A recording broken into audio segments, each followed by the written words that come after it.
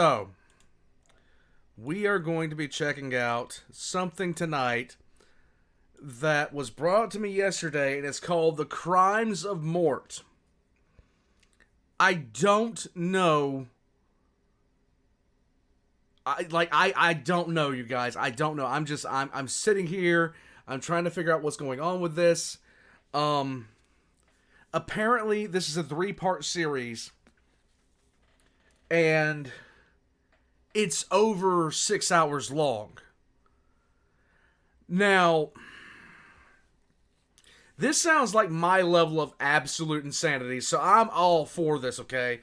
Mort is Cthulhu Hitler? Wow. You will laugh like Warhams? Good. Yes, I know, Mr. Galaxy Wide. Fan has uploaded tomorrow night. We are finally having another live stream, and Fan is hopefully going to be there. I can't wait for that. I cannot wait. Prophet, thanks, Prophet. So, anyways, that's how I sold my liver to the devil for half a chicken. What? It's 20 parts? Oh my god. Alright, brain cells will be lost. Prepare yourself. I don't have many brain cells to lose. Deathcore Trooper. The trains are coming back in, bud. Earlier today, we had the trains coming through. Shades of dust born from ketamine, this theory is. I'm alright with it then. Guys, so, real quick channel update for you guys that are, wondering. Pancreas, No Work, and I collab together for the Avatar of Cain video that is coming out this Friday. 5-ish minute lore Avatar of Cain. I am reaching out to somebody else to see if they would like to be involved in the next 5-ish minute lore, which is on the Planetary Defense Force. I cannot wait, honestly. It's going to be a thing. Now, I'm not sure I will be able to get through all this tonight. That depends on how, things go. I'm always a little bit worried about really longer videos. If not, I will split this up into 2 parts. It might have to be that way. It might just have to be that way. If it is, okay, I will deal with it. But I love this. Mort Theory, The Crimes of Mort. Yes, this is real. Guys, X in the chat if you're ready to get into this. It has been so long since I've been able to say that. Almost 2 months since we did something like this. Yes. Alright. So, all the Mort parts are in this. All the Mort parts are in this single. Oh, okay, Inquisitorial Representative. Sweet. Let's go. Guys. And for the sake of nostalgia, everybody, X in chat to Nuke Prophet as well. Let's go. Mr. Galaxy White, oh, thanks, Mr. Galaxy White. Oh, man, this is my domain. I've seen every video from this man and other Mort theories, and I've seen this show that relates to this. This is my section of the warp, and I am omniscient in this domain. Ah, yes, I feel the warp overtaking me. It is a good pain. All right. Let's just get into this. Oh, by the way, I've also started going back into the shenanigans stream. There's some clips that you guys asked me to check out on the shenanigans streams, and some people cannot watch the shenanigans streams, so I have gone back in. I'm starting a new thing where I'll go back into the shenanigans streams and pick out a couple of clips that I really liked from. I've gone as far back as three streams, and I'm going to be posting those as well. So if Veterans Learn Horror Movies 1 and 2, Barbie versus Oppenheimer. There's one other one that I can't remember. Basilius Wolfish. Thank you. Hey, thank you. Appreciate it. Salamander PDF, you can do it. PDF charges with bayonet screaming as PDF trooper is killed by a squig. Yes. Yeah, Prophet it has been quiet without you. I will say that. It has been quiet without you. Thank you, Howard. I appreciate it. Guys, let's get into it. Let's see how ridiculous this gets. Oh, yeah. Okay.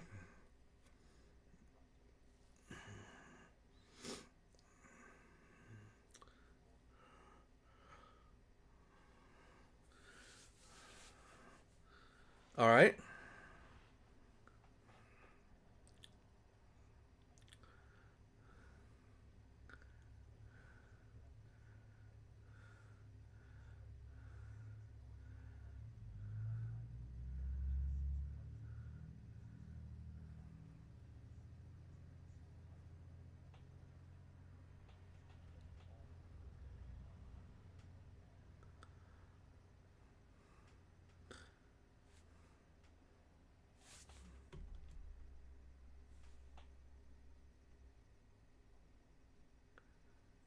I'm already having fun with it. Let's go.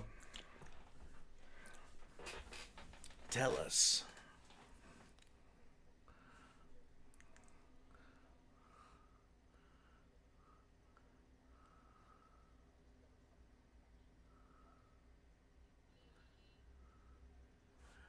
Wait a minute. What the? Say it. Say it. Get it out of your systems. Get it out of your systems. Get it out of your systems. Go ahead. Get it out of your systems. Just go ahead. Just go ahead. Just go ahead. Get out of your systems. Go ahead. Let's go. Hello, I'm the Theorizer. This video is not a joke, okay? I want to make that incredibly clear up front because people seem to think that at first glance, obviously. In short, Mort from Madagascar has an extremely detailed backstory thanks to the spin-off show All Hail King Julien.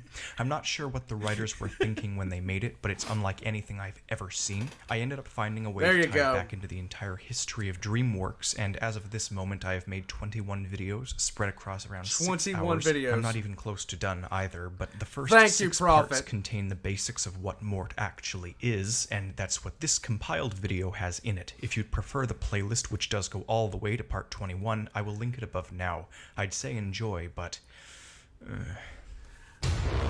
Beat a bomb me for being a boomer. Let's go. Lately, I've been finding a lot of mystery in the most unexpected of places. Scrat is a terraforming alien. Gary is God. The trumpet guy from Shrek 2 is a cult leader. You know the drill. So imagine my surprise when I discover something that's actually up front with its peculiarity.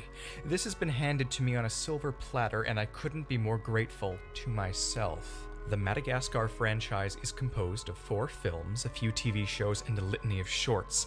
Throughout them all, we bear witness to characters of all sorts, including the most deeply disturbing, genetically anomalous piece of nefarious, uncanny terror known to cinema. He tries to act cute and cuddly, but he does it maliciously.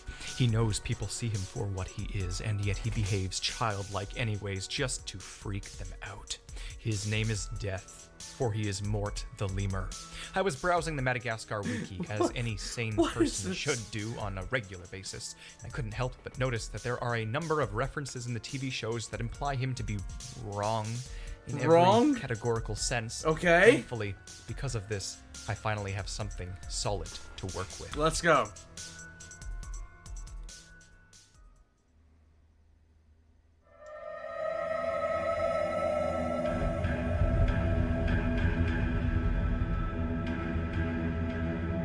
Everything's backwards. Hello. Hello. I'm the Theorizer, and Mordecai is certainly not, unless he were to reap my consciousness from my body, which he cannot do. I'm immunized to him by nature of the fourth wall. Before we establish all he's done, I need to get the first big theory I have out of the way, that being the timeline of the canon. This is going to get very confusing very quickly because of the nature of the Penguins of Madagascar TV series, the likes of... This is actually getting kind of terrifying, I'm just saying. I'm just saying. Which a timeline placement is dubiously considered amongst even the writers themselves. They claim that people shouldn't care about its placement unless they are top-tier animation geeks with way too much time on their hands. Well, I'm neither. I'm an incredibly dedicated, incredibly serious, fictional theoretician, and I'm paid to do this, brushing aside minor flashbacks like the intros to Madagascar 2 and the Penguins spin-off movie, or the short films which take place all over. The timeline essentially looks like this. All Hail King Julien is a prequel, followed by Madagascar the First. The Penguins of Madagascar Nickelodeon show is an outlier. Typically, the rest of the timeline would go Madagascar the Second, Madagascar the Third, and then the Penguins movie. But the Penguins of Madagascar TV show takes place in the zoo, with King Julien and friends there, meaning at least after film 1. The question then becomes, does it take place long after everything, including the fourth movie, or does it take place between the Madagascar films somehow, or in a parallel universe variant of where films 2 or 3 should be? Wait a minute, what? It's tricky because all could work. If option number 1 is the truth, then it means the Penguins quit their spy jobs, and the lemurs quit the circus, and in the far, far future, they all exist back in the zoo. If it's this is the Monsters vs. Aliens TV show as well. This is starting to really, really make me nervous. Somehow between films 2 and 3 or 1 and 2, then it would mean the penguins and lemurs shunned the zoo gang and temporarily returned without them. The final choice is that they left permanently and stranded them either on Madagascar or mainland Africa, depending on when is more likely. The creators seem mixed on which of these is the truth, but for now, we focus on the characters. These 3 options, however, will come in handy later. Okay. Most likely after everything or a parallel reality, though. Okay. Now that we've theorized on the possible placements of the Penguins spin-off, we move on to the questions surrounding Mort. It is overwhelming, I assure you. First of all, Mort, he's not a child. He may look like a child. He may act like a child. He may sound like a child. But he is at minimum 35 to 50 years old. This is no joke. All hail King Julien is weird. In fact, so weird that the crazy is just beginning. Mort is a Microcebus lahilahitsura on the outside, but the inside proves him to be far, far more sinister. Okay. He is a pot-belly pig. But that's not all. Wait, what? He's also part bear, What? part starfish, and, no joke, part spider. He also What? has trace elements in his genome of sand, cacti, copper, and sawdust, and it doesn't end there. He has a disturbing marriage history. He has not 1, not 2, but 11 ex-wives, and all of them are dead.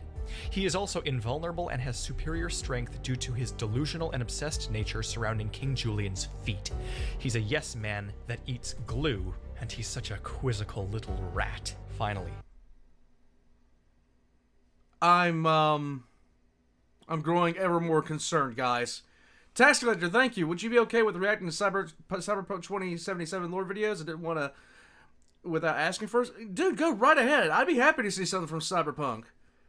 I'd be happy to see something from Cyberpunk. But I have to ask, well, thank you, Tax Collector, but what the hell is this? it's revealed that whatever he is immortal and has the terrifying ability to suck the souls out of similar species, absorbing them into his mind and creating a split personality. Again, a lot to work with. With that said, clearly this will take some time. I recently stretched 5 seconds of trumpet playing during Shrek 2 into a 10-minute depth analysis. This time we have something solid. There is more Mort, there will be more content. This is going to be more of a documentary than a theory, be warned. There's more discussion and analysis here than hypothesis.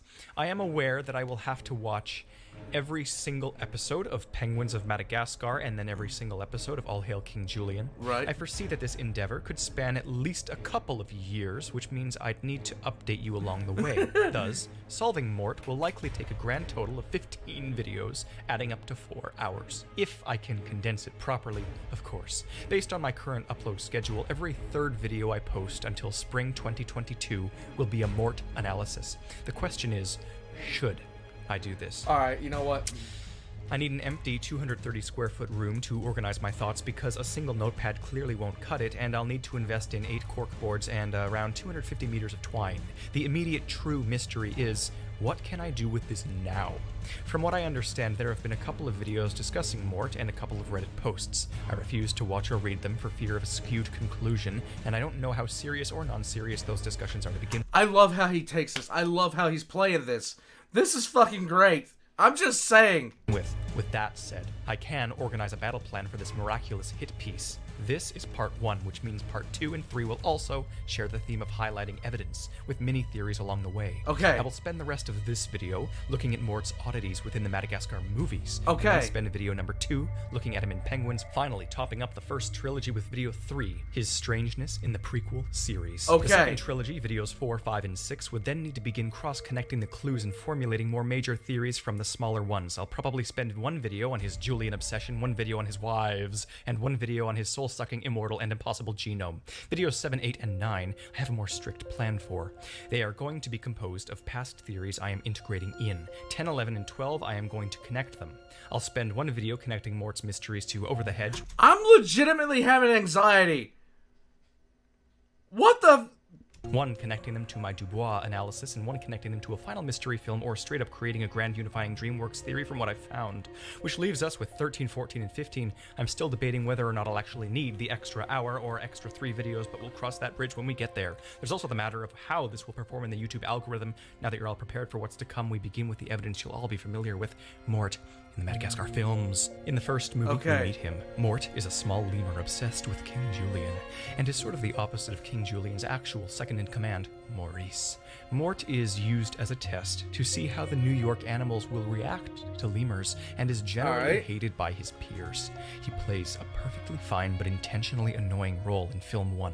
In the sequel, he clings to the plane and behaves oddly. He first parodies the Twilight Zone and then goes flying thousands of feet into the Mozambique Channel. He stubbornly survives and then is chased by a shark all the way to Central Africa, where he ascends a volcano and nearly falls in. The third film follows him joining the gang in the circus, where he, again, plays a lesser role, but he does end up shooting Dubois with a tranquilizer gun. He's dumb at times, rational at others, and sort of all over the map. This is what makes him questionable. Primarily, what the films are good for is proving one thing: Mort is not mortal. Our dear friend, the French Death, is indestructible. He looks malicious at first on the wing of the plane because it's probably one of his alternate personalities, more on that later. He picks it apart and causes the engines to fail, crashing the plane soon after. When he presumably flips back to the dumb old Mort persona, he falls off, sails thousands of feet into the Indian Ocean, and doesn't die. He is pursued by a juvenile great white shark and evades it, though it desperately chases him on land as well. Mort doesn't die, which is the first crucial chunk to the theory that from this point can only evolve. With that said, it can only get more insane from here, so should I? He's such an enigma that while writing this, I was convulsing like a deranged artichoke. I love how he's doing this. This is absolutely outstanding. Speaking of the Soviet Union, it won't what be long about the Soviet Union? Nana into this dissertation. Again, it'll probably be in the latter half of this journey, but everyone make sure you're caught up with my other DreamWorks theories, just in case. For now, though, subscribe so I know to make more of this, and comment Mort's odd moments from the shows and give me a little head start. Uploads may be scarcer at yeah, make him fight Truck Coon. My confused immune system has been attacking me for 2.5 years now, but it's gotten really agitated in the past month, and it's made me too anemic and unfocused to think to my fullest. But when I get my hemoglobin out of its 7 gram per deciliter hole, I assure you, I will start critically thinking a bit better. I love this. I fucking love this. Like, seriously, I just found a new channel that I'm gonna love. Like, I just found a new... like, you guys have introduced me to a new channel that I'm going to fucking love, okay? Seriously.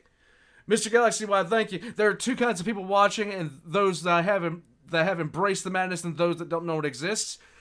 Guys, this is why I'm so happy anytime I see somebody, like... I'm really happy when I see reactors checking out my channel. Because, like, my lore videos, especially the 5-ish minute lores, which I like, this guy's presenting this, oh my god, I love this. And we'll be able to fully expose Mort as the war criminal he is. Yes! This is an establishment video, laying it all out on the table, solving the timeline, and looking at his film appearances. It only goes up from here. Until my next video in the coming weeks, I am the Theorizer. Oh my god.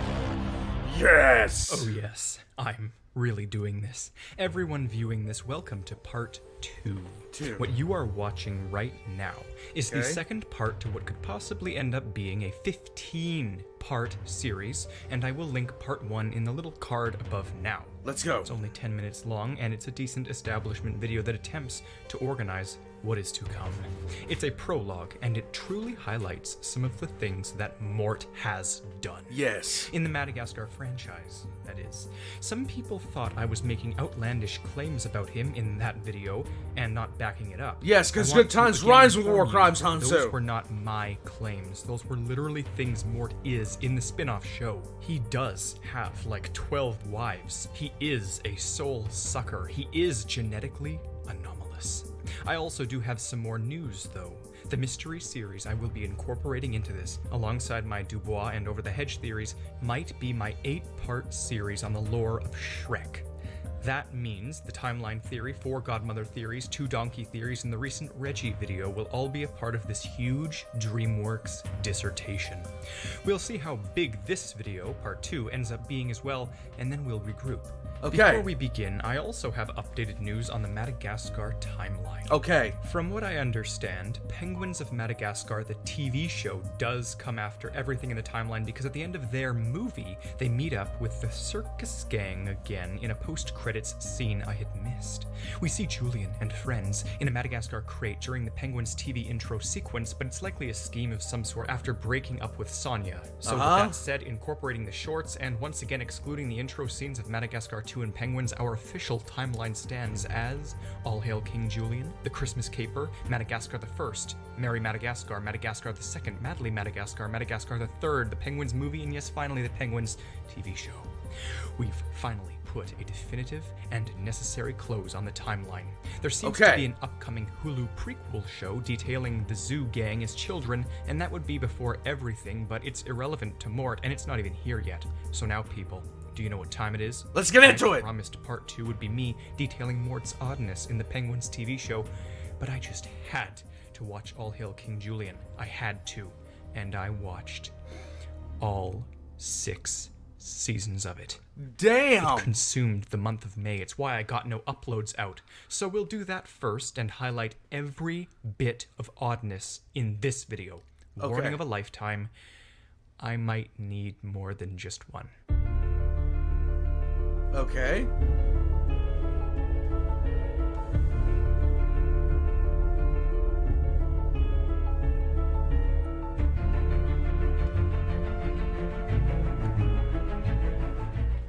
Hello. Okay, I'm hello. the Theorizer, and you can tell Welcome it's back. weird when this show is stranger than all of my other theories combined. Okay. It's made by different people, but it's canon still, so this will get interesting. Okay. It's basically like these writers are literally tempting conspiracy theorists. They load in as many offhand weird comments as possible and literally bait you into solving them. Silver platter granted to me, I swear to you. It's painfully self-aware. All What right. they've done is crazy. Mort is like if my Patrick Star theories all came true. I'm not joking. He truly is a multi-dimensional identity absorber. This is quickly going to devolve into a rapid bullet point format of insanity.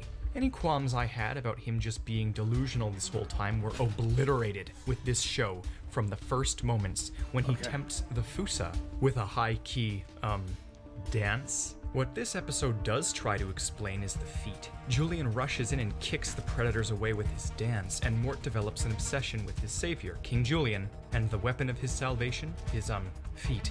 It might not be the true root of this obsession, though. We'll see later if it's a red herring or not. Okay. Here, Mort has Okay, seriously? He's a foot fetishist. That's already bad enough for me. suspicious intentions, and seems smart enough to evade death, and has love for Julien. We already know all of this. The show is full of that fast-paced, lazy joke slapstick, Profit. and yet it's also wildly inappropriate and amusing at totally random moments. This will also be a review of the show in some ways. In episode 2, he continues with the inappropriate references, and in episode 3, he authors a best-selling coloring book called 50 Shades of King Julien. What? When asked to keep a secret, he claims that he has voices that tell him to hide things until it's too late for people to stop him. In this episode, he also survives being eaten by a carnivorous flower and projectile vomiting way more than his body allows for. He is also blown up, crushed, carried away by a bird, and slammed into the ground from hundreds of feet. And again, the humor, it's so adult. There is no way kids wouldn't pick up on this. It's so constant. In the following episode, people literally get drunk. The hospitaler came in just now.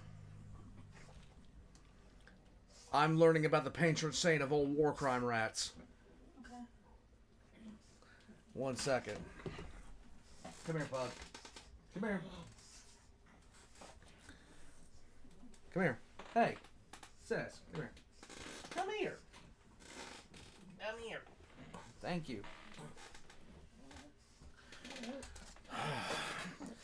This is my patron saint of war crime rats. Yes. Look at it. Look at its little face. She's making pug noises. Yes. Make the poop noises. I know. 1 second. All right, hold on. Okay. Give me that. I must maintain my sanity. I must have eye contact with this pug. She says no.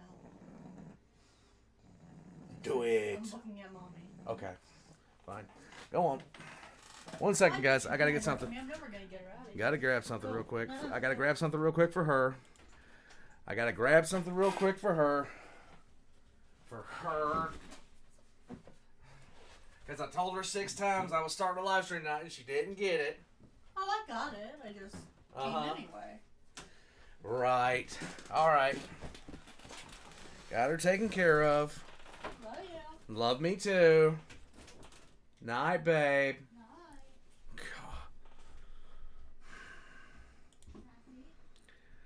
Okay, let's go. Drunk from partying, and in episode 5, the Fusa engage in a proclaimed mating ritual to create a new species. It's absolutely crazy. There's this evil Phanaloka named Carl who has an intimate relationship with his purring pet cockroach. The show is self-aware, and Mort is always this show's test subject. The characters seem to already know he's indestructible, and they send him into dangerous situations constantly. Mort thinks Julien has exploded near the end of episode 3, and proclaims that no matter how much Julien rots, he will put him back together, and they'll live with each other forever and ever. A whole new level of disturbed. Packed with lore as ever, the end of the episode seems to reveal that there are certain gods in the sky who respect the denizens of Madagascar.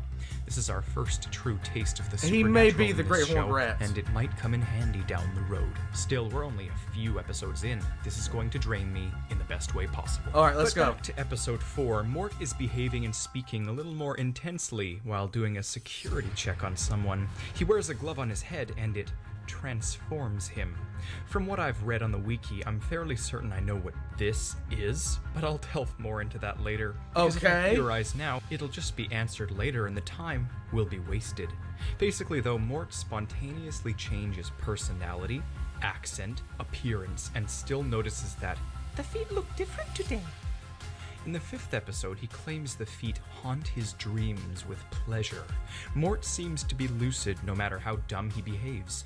He has slightly violent tendencies too, I've noticed, to go along with his indestructibility. He says crazy things while self-aware, proclaiming Julien and Maurice's argument as a mommy and daddy fight. But pause on Mort for a second and let's go back to those sky gods the lemurs worship. When episode 7 begins, they play a boombox and clouds roll in, seemingly confirming the existence of those deities, but I have to theorize a little bit here, bear with me.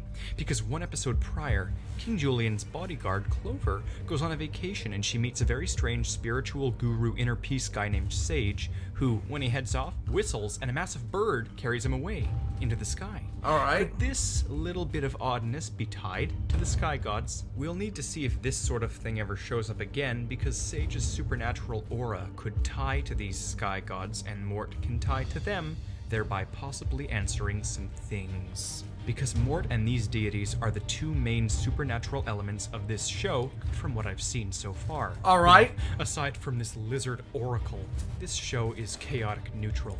Julien tries to fix his boombox so as to reconnect with Kevin, the god of precipitation, with the help... The god of precipitation is named Kevin. For real, though. Of a small teneric named Timo, who claims Julien's family is inbred. Inappropriate kids show, but there's your single explanation for Julien's behavior. Inbreeding. All right. Timo fixes the boombox with mechanical skills and becomes their scientist. He works out of a crashed USSR space pod. While he fixes the boombox to reconnect with the sky gods, Mort tries to summon rain with a song of his own and flings sticks into the sky. He suddenly screams, "Sun!" and then the sticks return stab him perfectly with maximum force. It's possible that he's an enemy of the sky gods and may not even know it. When they bring back the boombox to summon Kevin, Mort screams that the boombox is undead like a zombie. It is the great and mighty Kevin! And panics. You have experience with that too, Mort? In a previous episode, we saw Mort's X-ray, but here, a blow dryer seems to go through his mouth and out his butt real quick, so which is it? Normal anatomy or anomalous? When he invites the local oracle into his home, he has a very odd demeanor and offers her a lotion made of his own tears. In this episode, episode 7, everyone sort of talks to themselves and acts if they have voices and identities, but Mort, as usual, takes the cake when he gets in the bathtub with the oracle and claims they'll be sisters forever. What is this? They portray him as Annie from Misery, as creepy, as maximally self-aware as possible. They play the creepiest music as Mort disappears and then reappears with a blonde wig on, and treats her like they are sisters. Something's going on here. Something tells me this is a soul the wiki had referred to, one he absorbed. I'm getting ahead of myself. Next episode, Mort bullies Maurice and then joins a monarchy rebellion group who manipulates him into creating good art to convince others of rebelling. Okay. Based off of the things he's drawing, I'm quite sure he knows he's being manipulated. He flips back and forth, eats dog meat and vomits it up. He knocks a ton of cacti over on them. He knows he's irritating them. In episode 9, he's scared, then bold, then claims he saves cake for his cheat days, and then things finally hit their stride and unravel in the season 1 finale. Okay. We're going through this quick and I'm taking notes real quick. First, Maurice claims that he's just a co-star, implying he knows he's on a TV show. Then, Mort hits back with the innuendos saying he'd love to eat the yummy King Julien. But the finale's true purpose is what shocks me most of all and answers many of the oddities so far. Okay. You see, there's this cove of wonders near their kingdom where tons of stuff washes ashore and they find coffee. Julien gives it to the kingdom to improve productivity, and Mort tries chewing the coffee because he's stupid and he screeches about how he has a drinking problem. The kingdom starts losing it, and then, literally right after this show jokes about conspiracies of super intelligent Middle-earth government corruption, the most actually unexpected left field answer to all of this madness emerges from the shadows. Mort walks in with a monocle on and a British accent, claiming coffee has had a drastic effect on him, making him extremely intelligent for as long as it's in his system. I believe Mort, being this small and having that much coffee, has had this crazy hypermetabolic effect that cranked him way past being hyper and basically acted as a drug unlocking his brain. I can't tell if this is just a more intelligent Mort or a new personality altogether, but smart Mort does claim he loves King Julien just as regular Mort does. It's soon revealed that the evil Carl guy set up the coffee to take over the kingdom with caffeine addiction. Smart Mort helps save the day, claiming normal Mort is barely competent. He convinces all of Carl's guards that they should be unsatisfied with their current healthcare plan and that he can help them form a union to negotiate a working wage and a retirement plan. I am not joking. This is like the culmination of every whack theory I've ever posted on this channel, and I'm made for this. Carl's workers turn on him and Mort slowly degrades back and forth before becoming obsessed over the feat once again. The day is saved and season 1 finishes, but the show is not nearly over, and my theories are truly just now beginning. In season 2, Mort keeps being crazy and playing along with jokes, including when he spontaneously summons an organ out of thin air and says he won't explain how he did it. The second episode is one massive social commentary after another, and the third showcases Mort's creepiness when his voice deepens. It's so romantically disturbed. He brings out the blonde wig again and then tries to make a self-aware joke by saying, "Denial isn't just a river I heard about, apparently." He claims he's been in strange love before. Or is this a separate wig persona? Bruh. I'm getting more and more concerned, okay? We meet Clover's sister, Crimson, and she almost gets married to Julien, who objects and claims he's having an affair by loving his kingdom more than her, causing her to dip out and team up with Julien's uncle, who is trying to reclaim the throne. More later on that. But the reason for Mort's wig here? He's the flower girl of the wedding. He behaves differently, I swear. It's not the Mort we're used to. By episode 4, things start to get weird again when King Julien is given a pineapple and tricked into believing it contains the knowledge of all kings prior, after he rips apart the beach ball of baby lemurs and tells them to go home and atrophy like normal children. What? Mort gets jealous of the pineapple's closeness to Julien and dreams of mutilating it. His worries aren't baseless, as Julien claims to spoon the pineapple at night. Wait, Mort what? kidnaps the pineapple and ties it to a chair while putting on a villainous accent and stroking his tail like a villain would stroke its cat. This is almost certainly another persona. So now we've got Smart Mort, the Misery Mort, this Mort. I'll catalog it later. Okay. They all seem to share the same motivations, like Mort has influenced them, but at their core, they are not our Mort. Okay. Mort hallucinates that the pineapple is sentient and mocking him. Okay. When approached about his kidnapping of the pineapple, his inner monologue panics, and then suddenly his face changes, and another Mort responds to the inner monologue, followed by another, and another, and then one of them says, "I thought we were alone in here." They are now quite distinctly escalating the voices in his head from joke status to mystery status. To escape the confrontation, Mort spontaneously vomits excessively before regretting the sadness he's brought to Julien by kidnapping the pineapple. He tries returning it and evades some Fusa by tempting them with his little dance again. What in the hell?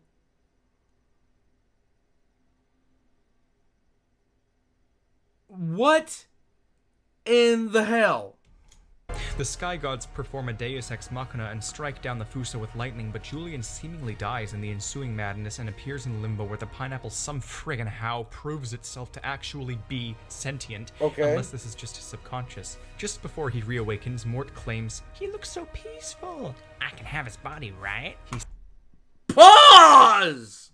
says it in the creepiest possible alternate accent. Who is this now? Is it really Mort? Regardless of the pineapple's sapience, the episode ends when Mort crushes it with a sledgehammer. Next episode, he makes an intentionally creepy drawing of Julien, and to top it off, helps introduce money into the kingdom. He immediately Mort becomes is an a loan SCP, shark who cons Joe people Rogan. within seconds. I'm not sure if his cleverness is him or another persona. He manipulates the entire population of the kingdom and creates devil deal contracts in which people sell him their souls or their babies. Again, this isn't my interpretation. This is all word for word in the show. He then promises Julien money if he sells his body to him by having Mort go on a date with his foot. What the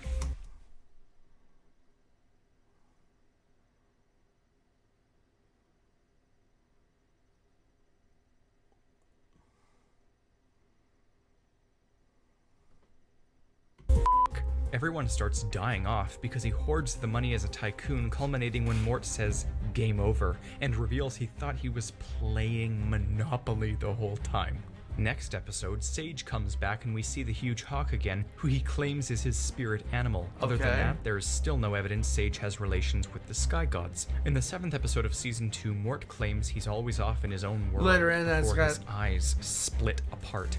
This is in an episode amongst rigorous political innuendo regarding Julien's ancestor, Julien the Terrible, who is later struck with lightning, presumably by the gods, before disintegrating. Crazy show. Episode 8, though, is top-tier disturbed when Mort is so desperate for Julien's love that he convinces him he's secretly been his son all along. Wait, Mort what? then pretends to be a baby and embraces it to the point that I think it might be yet another personality. It's uncanny and bizarre. When Julien asks Clover to be the mommy, she picks up Mort and his accent changes again when he calls her hard and bony. You guys were right. This show takes years off your life. I feel my soul just leeching away. This episode ends up doing crazy stuff, including a pageant Karen named Tammy who hypnotized her infant son, but the moral of this episode is this: Mort is actually older than King Julien is. We knew this before, but I want more explanation of this, and I just know I'll be getting some eventually. This show overall feels like one of those episodic comedies, but the writers have an absolutely phenomenal respect for continuity, better than some dramas I've seen. This makes it easier and deliberate. Commendable. But then in episode 9, Mort inhales Julien's aged toenail clippings to track him like a bloodhound. You know what's funny? Many times now I've made a joke when writing notes here, and then seconds later it happens in the episode. Just goes to show how off the wall this really is. It is as crazy as my craziest theories. Mort attacks the guy who kidnapped Julien in this episode and literally tears apart his face until he looks thrice his initial age. I can't even. In episode 10, Julien reaches down Mort's esophagus and pulls out a live butterfly and a skeletonized human arm. In the following episode, Mort is his usual chaotic self, but we also see a monkey from the USSR who crashed on Madagascar from outer space and is still alive. He then returns home where the USSR flags are still in full effect, meaning Madagascar might take place in the 80s. I need more before solidifying it though. In episode 12, Mort tries out to be Julien's rebound advisor after Maurice leaves. Mort pretends to be French, then sophisticated, and then really suggestive. He licks his finger.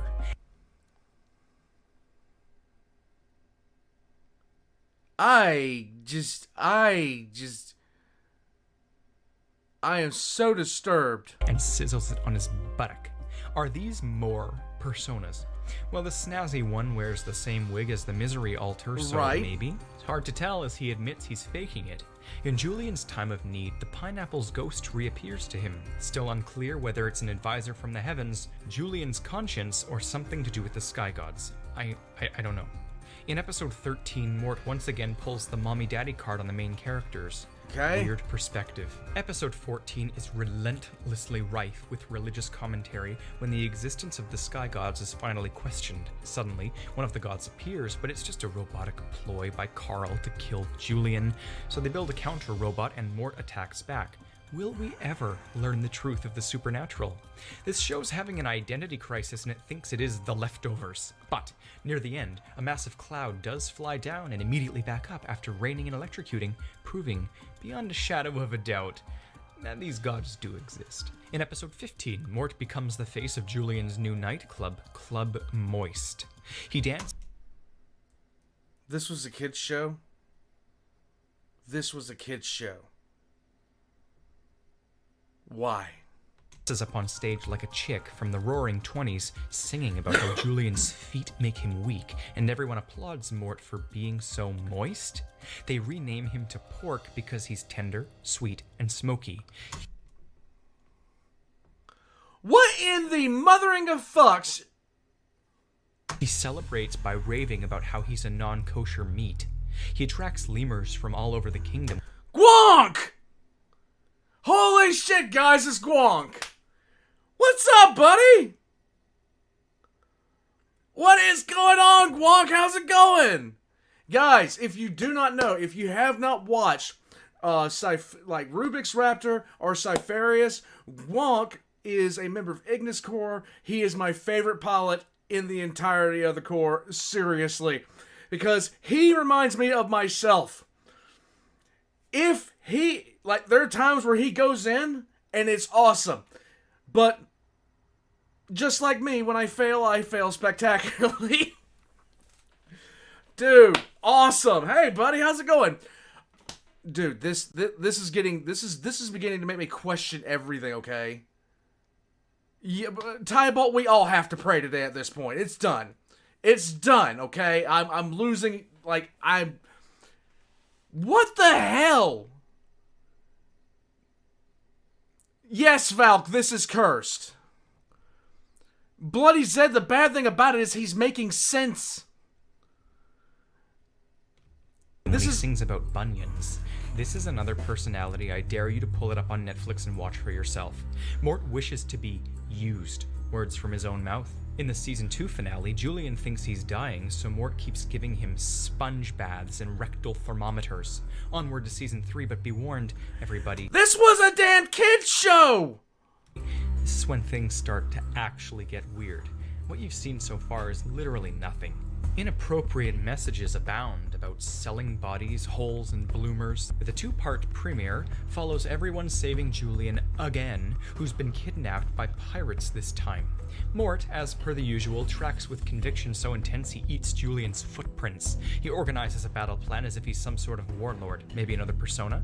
When they find the ship, all of the other pirates recognize Mort as Dread Pirate Mort, the nemesis of this ship's captain. Last they met, they were fighting for the love of Empress Galeria off the jagged coast of Fush. He has a painting of the battle on his wall at home, and he screams, Camper, I have no idea. Yes, Radio USA, if you check the description down below, I do have my Discord in there, bud. For Galeria before owning the other captain. This is all Mort calls cursed. the other pirates mere children and doesn't object to the notion that he'd kill at least 5 people a day during his pirating years. Then, he shows off his true supernatural capabilities when Clover dangles Julien like a carrot on a stick above Mort, causing him to sprint on the water and drag their boat behind him. When Julien's parents return, Julien is thrilled, but the others are not, and Mort suggests they eliminate the parents and make it look like an accident. Apparently, he knows a guy. Everyone finally just asks Mort, what the hell is wrong with him? And he says a lot of stuff before splitting his eyeballs again. When they decide to focus on older hobbies, Mort claims his favorite hobby is making wigs out of stolen hair. Dude, I doubted at first. I doubted. I really did. I can't doubt this anymore. What the hell is wrong with this guy? Fucking McFuck. Maurice's only hobby is taking care of Julien, who's the closest family he has. Mort interrupts. No, and I don't proclaims recognize the that he's bodies in the water, outlived and I don't recognize the multiple personality disorder of Mort. This is kind of crazy. all of his This is just the relatives. surface? What do It's you like mean? He's flaunting his eeriness at this point. He suddenly forgets Clover even exists for a moment, and then we see into Julien's. He got it wrong. Not 5 a day. 5 before he got out of bed. Thank you, Mr. Galaxy Wide. Yes, this is the war crime rat. This is the war crime rat. Okay? This is the war crime rat, guys. Nightmare, and the second it popped up, I knew what they were doing. I just about died from throwing my body into the wall, aghast with shattered expectations. Nope. No. Nope. Oh, you gotta be fucking kidding me. What?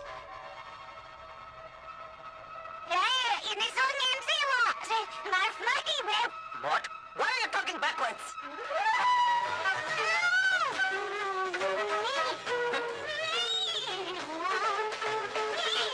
You know, this actually makes about as much contextual sense as the work it's based on. So this is directly parodying Twin Peaks, and just when I thought they wouldn't go there, they did exactly that.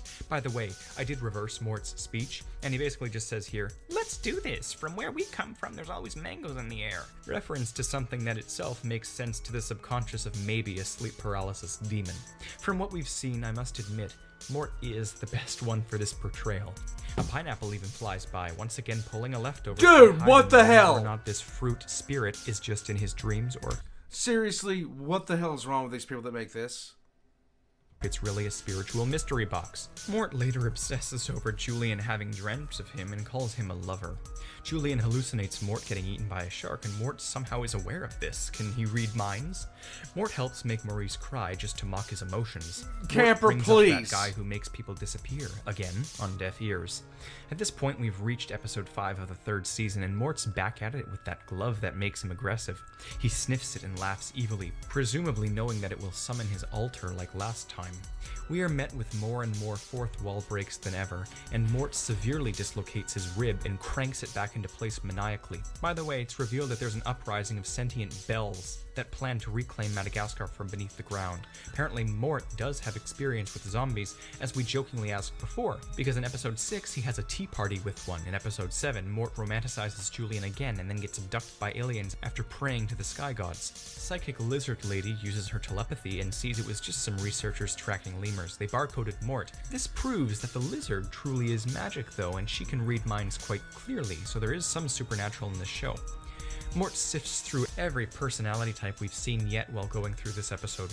Maybe they were out researching him for his anomalous psychology. They do chip him the following night, and everyone rescues him later, learning that humans exist in the process. So yes, this episode is crucial, but I question, why they wear hazmat suits in Madagascar.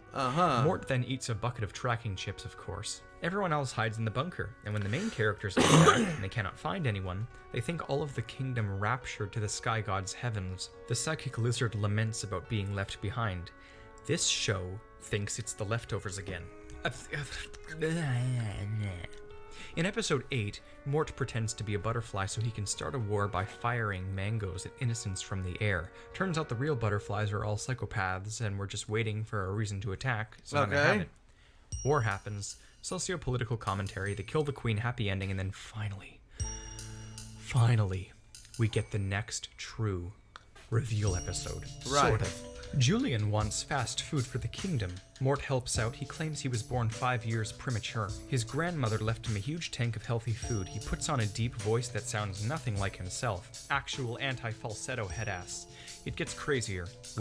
This is the weirdest shit that I've ever seen. Like, this is weird shit, okay? This is ridiculous. Every time I think we're hitting the tip of the spear and like we're starting to get to the water level, the more iceberg, we keep on going down. This is insanity. There was a Pearl Harbor in All Hail King Julien. Way crazier. They run out of food and Julien asks Mort to remember how they can get some more. Mort panics and screams he forgets everything his granny told him because it was 50 years ago. Julien screams, "How old are you?" And then Mort's inner voice, himself, says, "Come on, Mordecai, you can remember," before he suddenly sees his granny. She is the one with the blonde wig, from what I can best tell. He's pulling some sort of Bates Motel altar. He communes with her memory somehow. Julien slaps him and asks who he's talking to. Mort intuits the recipe for fast food and loads a bunch of discarded junk into the food tank and creates food again, but then it becomes a huge metallic black hole of sorts that sucks everyone in until Clover saves them. So we know Mort's granny has some answers to the madness. I need to see more of her, or Smart Mort, to get some true theories going here. Mort wants to eat a scorpion, but his mouth won't open wide enough. He slurps it up anyways. The scorpions crawl out and he consumes them again. It's now episode 10, more political commentary. This one is really trying hard to make itself obvious. Not particularly one way or another, but the show undoes its own lessons and just mocks literally every aspect of various situations through a lens of lemurs. The jokes also have reached the point of being as edgy as Total Drama Island, but slightly more veiled. In episode 11, Mort claims he had a homeschool prom with his granny. Cue to him making out with her in his mind. He wakes up and screams, "What year is this?" with a wig on. He references his grandmother again in episode 12 when he quotes her as saying, "Set the butterfly free, and if it gets caught in the spider web, there's gonna be a whole bunch of spider babies come springtime." He then flips.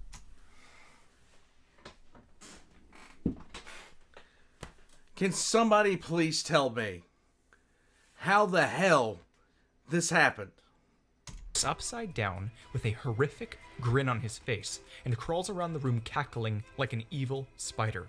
He's beaten to near death by a huge wildebeest and is fine. He explains this, claiming he's part starfish and that he can regenerate so well once he grew back his own head. They literally just explained part of his seeming invulnerability. They did it for me. This is, once again, like if my Patrick Star theories came to life. If he's a starfish, then he almost certainly is also part spider based on what we just saw earlier there. He doesn't lie. He's serious. Everything is appallingly true. He gets the snazzy voice on again when he says, "I'll do what you want. You don't have to poke me with a stick. Unless you want to."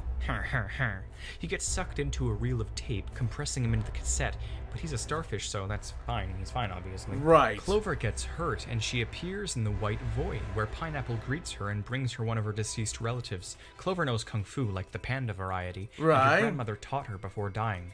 This then clearly is Limbo. It's not all in Julien's mind, as Clover never met Pineapple. The pineapple is just the random form the king's spirits decided to take after people joked about it really being the case. It truly is supernatural.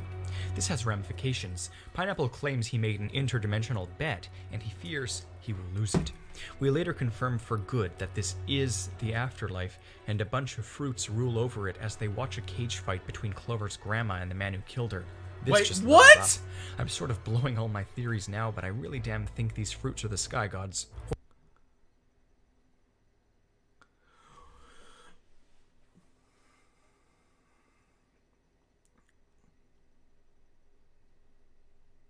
My brain is collapsing on so many levels, okay?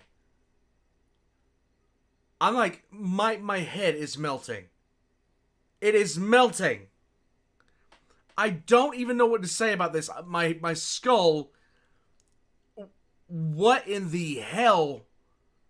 Or at least what Julien has interpreted as sky gods. They call heaven Frank-Rila, and this is later revealed to be Frank-Rila, and the Frank-Rila is the sky god's heaven, etc. Interpretation. Finally, in the season 3 finale, Julien wants to map all of the universe, and Mort claims he's from a planet named Futicus Majora in the far reaches of space.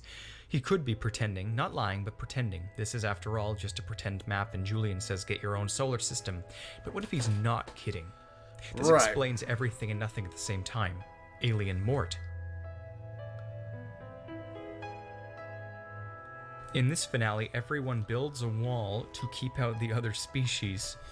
They launch all of the Madagascar kingdoms out with a catapult, and then the various other kings all rally under a mysterious overseer that plans a revolution. Revealed to be none other than Mort. Julien, in his direst time of need, sees the ghost of Pineapple, who's in rough shape because he lost his bets and he owes everyone money. Julien dismisses his advice as greeting card sentiment and walks away. Mort doesn't like leading a revolution, but I'm pretty sure another personality stepped into the job because he rallies all the kings to invade and proclaims that everyone has to go for the males first, sell the children, and, quote, the women. Oh, the women. We always treat with respect. You never know what's him or his alter egos. Right. And this is putting me in a tight situation. I need to cut it here because this is quite possibly the longest individual theory video I have ever posted. It might break my 25-minute limit and I need probably 2 more. Yes, this is still all only part 2, and now it's been split into 3 sections so I can edit it all in time. I'm going to edit the next one now really quick and get it out ASAP, so absolutely subscribe and stay tuned because season 4 is easily when things become Mort's show. All of our We're still not there. Oh my god. Oh my god. Oh my god, what the hell? Guys, I need a short I need like a 2-minute break here. I need like a 2-minute break. I need to jump up. My brain is breaking down. I don't know, Valk. I have no idea. I have no idea. We're not even close to there. This is crazy. I love this. I will, like, guys, give me like 2 minutes. I'll be right back. Maybe if I watch this and study it and everything like that, I will realize how you bend the barrel of a Bradley.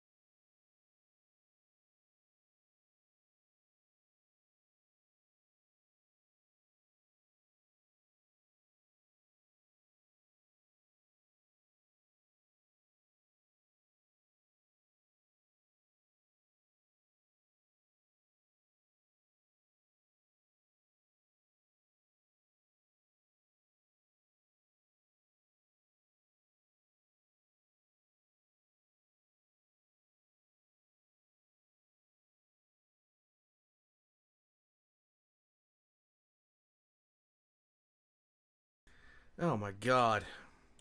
Alright guys, I'm back. Alright, let's jump back into this. It's like, thank you Super Oz. You say I'm making work more enjoyable. I appreciate that, bud. No theorizing has been done so far. This is all facts. This is all facts. This is all things that he has proven he has done or shown he has done. This is really... I'm just... Let's keep going. Let's keep going. Questions are seemingly answered, and finally, no, my Valk. theories can begin to flourish. Until next time, I'm the Theorizer. Mr. Galaxy Man, I wouldn't recommend further study. It'll cost you your sanity. I don't have much sanity left. You're speaking from personal experience, Mr. Galaxy Man. Thanks, bud. I don't have much sanity left. Let's go.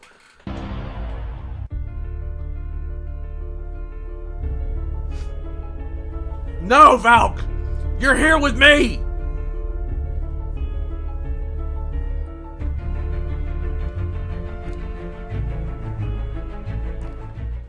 Everyone, what's up, Clanker? Make sure to watch the prologue to this huge theory first, and then the big first section of evidence. You are basically on part 3 right now. Technically, it's part 2, section 2, but for the sake of the algorithm, I'm going to call it part 3. I will link parts 1 and 2 above now as a playlist that I've made. For those who are prepared, it's time for season 4. There's no escape from King Mr. Julien. Bones' wild ride. We are halfway through the show.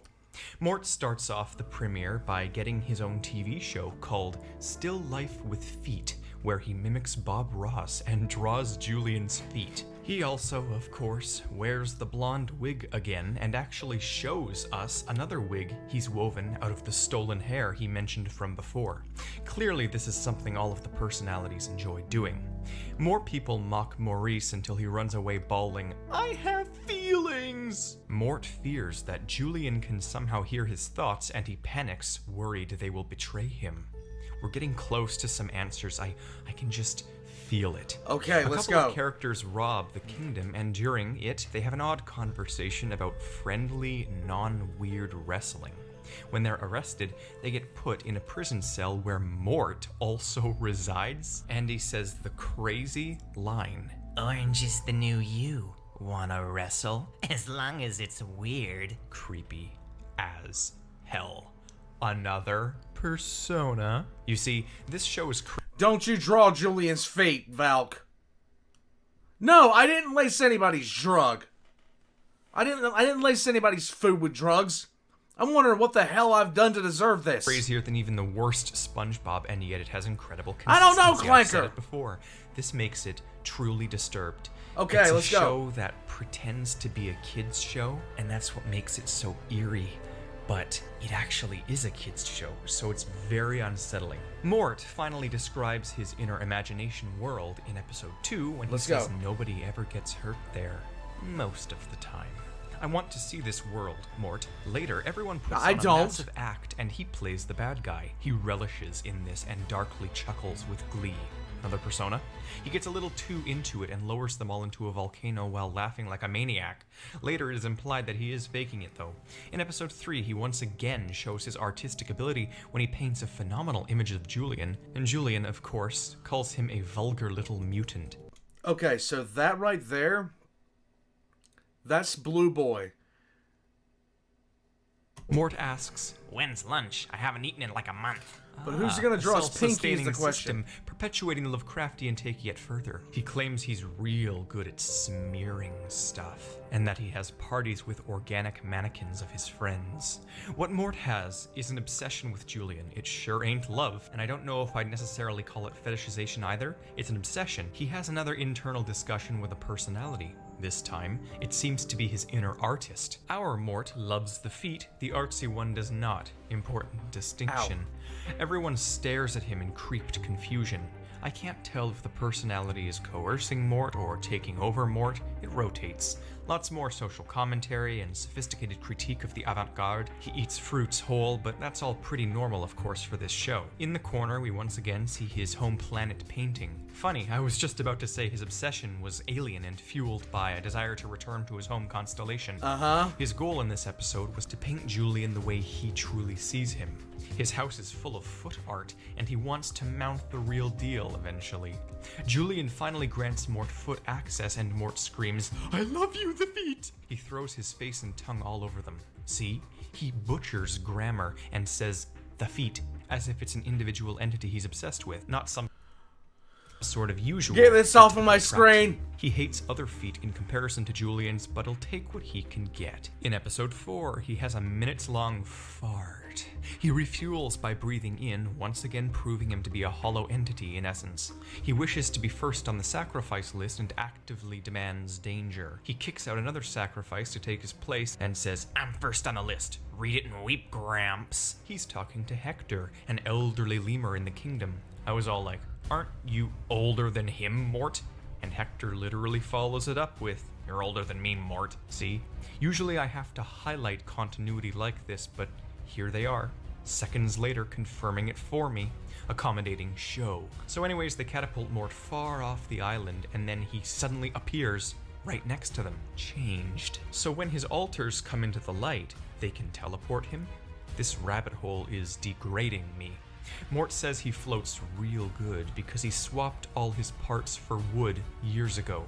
The other character I do want to highlight is the only one I enjoy more than Mort. Okay. Another supernatural one that can aid in our mission here. That character is Todd.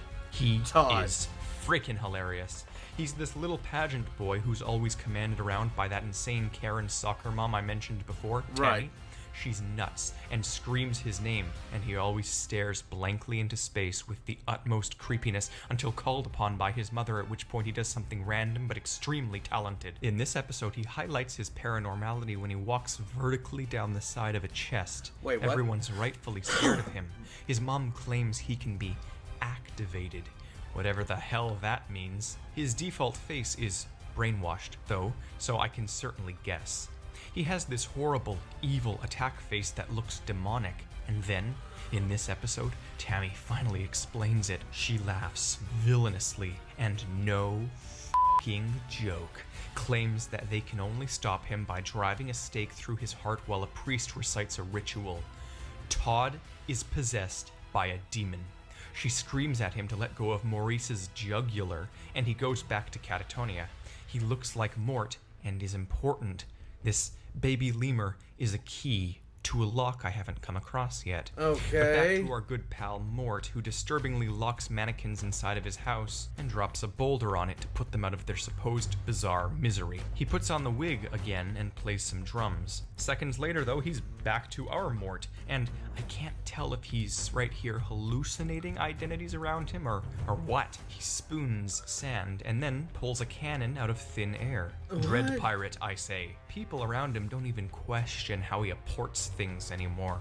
Mort calls Julien handsome, but I know better. It's a twisted obsession. Even when he laughs normally, the subtitles default to calling it evil. Let it be known. Episode 5. Mort twerks. I don't know, Jay Camper. I really don't know. Is this supernatural? Where the fuck is Dean? Dean, he ate Dean. Dean's dead, okay? Dean's dead. Lemurs are demon hosts. Yes, probably. Oh god, Mort is chaos undivided incarnate.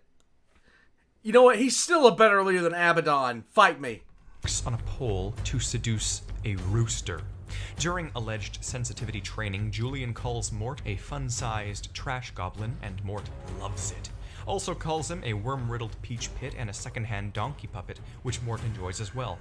Carl wants to keep Julien on his toes, to which Mort says, Don't even look at his toes. Julien kicks him, as per the usual. Here, we also get a shot of one of Carl's side hustles, which is freelance religious work. He screams, "The power of the sky gods compel you," at Todd, causing him to float in midair and then thrash around.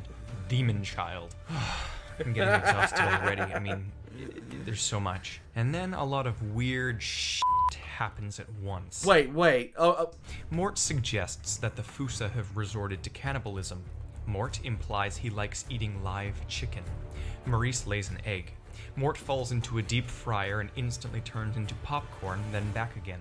Episode 6. More Mort madness. I think he somehow gets onto the mainland and then returns via parachute. A fork stabs him straight through the head, and he asks if something's burning. So clearly Mort has a brain, right? One that can be affected similarly to a human's. He later rolls around in an onion patch to protect from werewolves. There's some unique commentary in this episode on cults, and Mort gets hypnotized into being the evil cat of an evil, sophisticated crocodile who tries to usurp the kingdom. The show gets very, very, very weird. Mort then meows like the supposed cat he is. Probably genetic. I doubt it, but we shall see. Mort turns his head 180 degrees. Is he part owl? I doubt it, but again, we shall see. And it persists here as Season 4 is pure insanity. Episode 7. Mort claims nobody ever asks about him unless he's under investigation. Based on his track record, it's certainly clear he's malicious indeed. Multiple arrests are quite likely in his past. Mort is asked if his family has had inbreeding, and he says he's his own grandfather. We soon learn that his dad was a bear, and from what I understand, we eventually meet Grammy Mort's husband. Let's go. So clearly someone is lying somewhere. Does this inbreeding mean Mort has time traveled? We're in very close proximity to the bombshell episode, yes, but I don't know. Next up, Mort swims in a tub of toenails and squeals, "Give it to me," as he fills his mouth with them. Tammy starts speaking in various extinct tongues when she presumes someone around her is possessed by a demon. She has clear experience with Todd. Mort then counters the notion that he breathes through his mouth when he dives in a pool and claims his gills are clogged with drain hair. This means he is also part fish. Mort panics and needs to consult his inner voices. One of them calls him Mortimer and tells him not to blow it. This new name counters when he called himself Mordecai and brings up the possibility that he just adds stuff onto his name quite randomly. But his original name is just Mort, which, as I've said many times before, is Latin for death. Several more Morts show up in his mind and show that they've got a whole system in this psychotic inner world. They're starting to truly build on Mort's lore, finally. He gets married to Pam, a woman who tries stealing the throne. They accuse Mort of being a completely unknown species, to which he replies he's fully aware that he's a medical marvel whose father was a bear. You have to go so to this much is going on now, it's madness, and they're revealing things about his genealogy. Remember Sage? Yeah, his huge bird comes crashing into a rock and he heals it with magical tears. His last name is Moondancer. He has got to have Sky God relations somehow. Maurice claims to be surrounded by crazy people, and that is very sadly true. Turns out Pam illegally married Mort and is a con artist. Turns out she also married that zombie who then reconnects with Mort and goes on a cruise. Mort, all done up in his usual blonde wig. It can't get any crazier, but I positively know it will. Episode 8. Mort is leaking something. Later says he burst an artery as well. Also raises his eyebrows, winks, and says he'll take some fine-tunage if we know what he's saying. I don't want to know what he's saying. Pop culture commentary abounds in this episode. Mort thrusts the air, zero exaggeration. Then he roasts someone and later says, "Oh, I can handle this. Happy to do it, in fact." He nefariously chuckles. Another persona. I'm losing it. There's so much. I know. I mean, I just can't. What? So you're telling me? No. We focus on Mort and the supernatural that surrounds him. Now is not the time for Puss in Boots. Shrek may tie in later, but for now, this makes no sense. Moving on. Episode 9. Wait a minute, what? I'm a little bit confused.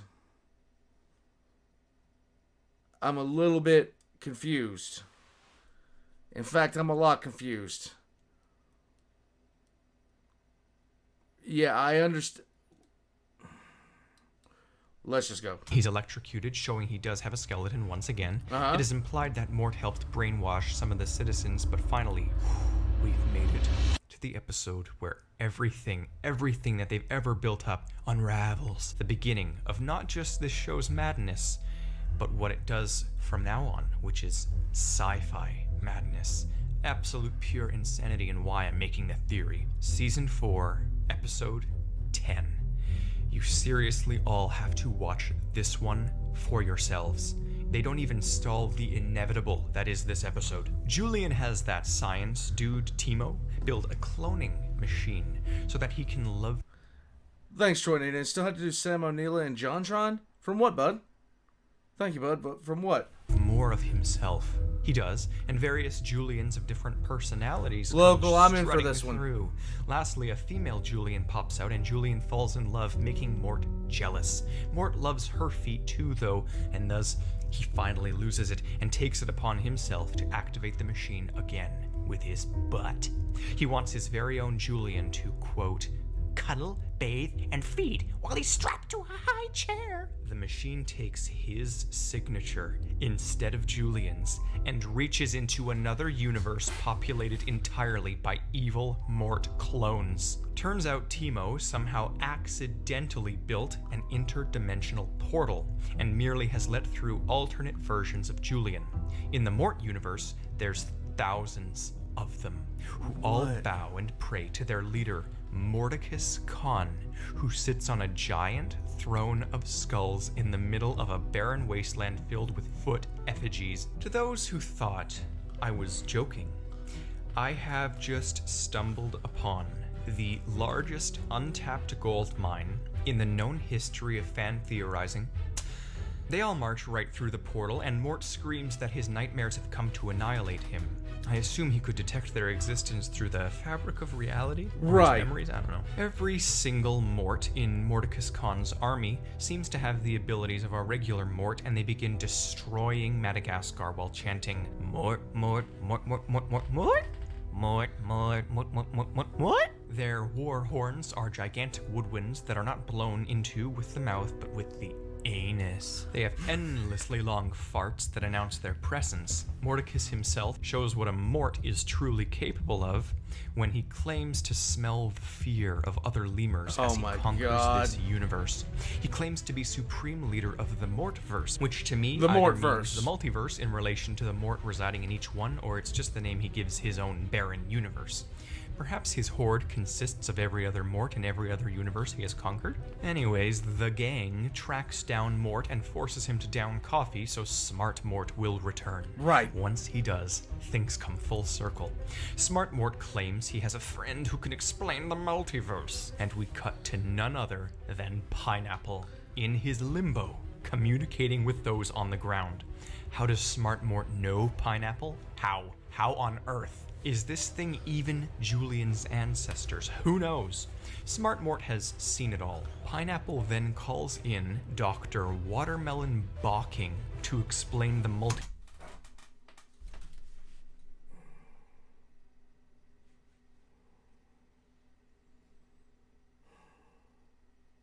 This keeps getting deeper and deeper. This really does keep getting deeper and deeper. multiverse, utterly obliterating the fourth wall in the process by speaking directly to the, quote, kids at home. Right. Pineapple says he owes a lot of money to fruits and veggies of other universes. At this point, I feel like Pineapple is sort of the god or a god of our universe, interpreted the only way the characters know how. Smart Mort refers to regular Mort as himself once again. Normal Mort calls Smart Mort Icky. So is he a persona or just Mort? Answer me, show, damn it. Smart Mort knows so much. He's got all the knowledge of Mort's immortal life, an anomalous elder god trapped as a mouse lemur in the corner of a forgotten island off the coast of Mozambique.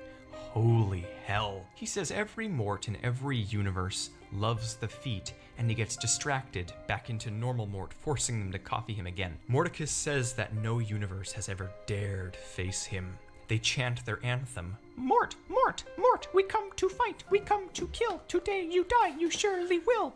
They vow to leave no survivors and dine on the tears of the dead. The clouds open up and reveal Limbo as the divine fruits watch down on the ensuing massacre. They pump up a massive balloon of a lemur foot, and it entrances the Mort horde. They run straight up a cliff face for it. Mordecus ain't so easily swayed. I can see why he's their ruler. On second glance, I do think the barren wasteland is in fact a completely ocean-free version of our world, right outside Madagascar. After all, it's through reality, not through space, and they drop down out of the portal that is elevated on our side. Mordecus nearly cuts off Julien's feet to take as a necklace, but they close the portal in time. Smart Mort returns to the depths of Mort's mind as well, claiming it causes a spatio-temporal imbalance for him to be out. He's multiversal, I know it. Well, that was draining, and we haven't even gotten to the 16-part episode yet. The what? Now we do. Episodes 11, 12, and 13 of the 4th season follow a similar plot that culminates in a massive cliffhanger that is resolved in a whopping 13 more individual episodes of the serialized drama known as Exiled. It's basically season 4.5 of All Hail King Julien, if such a thing existed, and Netflix has, for some reason, separated it as its individual show because it's more dramatic and chapter-based. In episode 11, though, Mort says he has an imaginary friend named Nathan, which, let's face it, another persona. Yes. Mort says he likes his Julien soggy and alive. He gets struck by lightning through a roof. Mort once again mocks Maurice's crying by saying, haha, he's not dead inside. This presumes Mort thinks the norm is to be dead inside, i.e., Mort is dead inside. Mort's electrocution now causes him to attract appliances, and a Roomba chases him, to which he yelps, call an exorcist. So the enormous plot starts right around here, where Sage's brother, Koto, king of the mountain lemurs, comes in and lies about his kingdom being destroyed. It's all a plot to take over the lemur kingdom with his warrior species. Sage is rightfully suspicious. Episode 12. While the mountain lemurs plot and raid, Mort removes all of his organs. Some of them are metallic. Mort then, oh, to my great pleasure, gets a DNA test, and the kingdom's creepy doctor, Dr. S the Snake, is even terrified and disturbed by the results. The show then plays creepy music as he reads off the results in a very similar fashion to how I did in part 1. Mort nods as Dr. S says Mort's only 40% lemur, but 60% bear, starfish, sand, potbelly pig, cactus, and a spool of copper wire. Wow. Mort corrects him and adds on wood chips, to which Dr. S acknowledges as well. This is all only to Mort's knowledge. There could be more, or ones missed on the test. Perhaps these are just from the organs he's replaced. Mort beeps when he's nervous.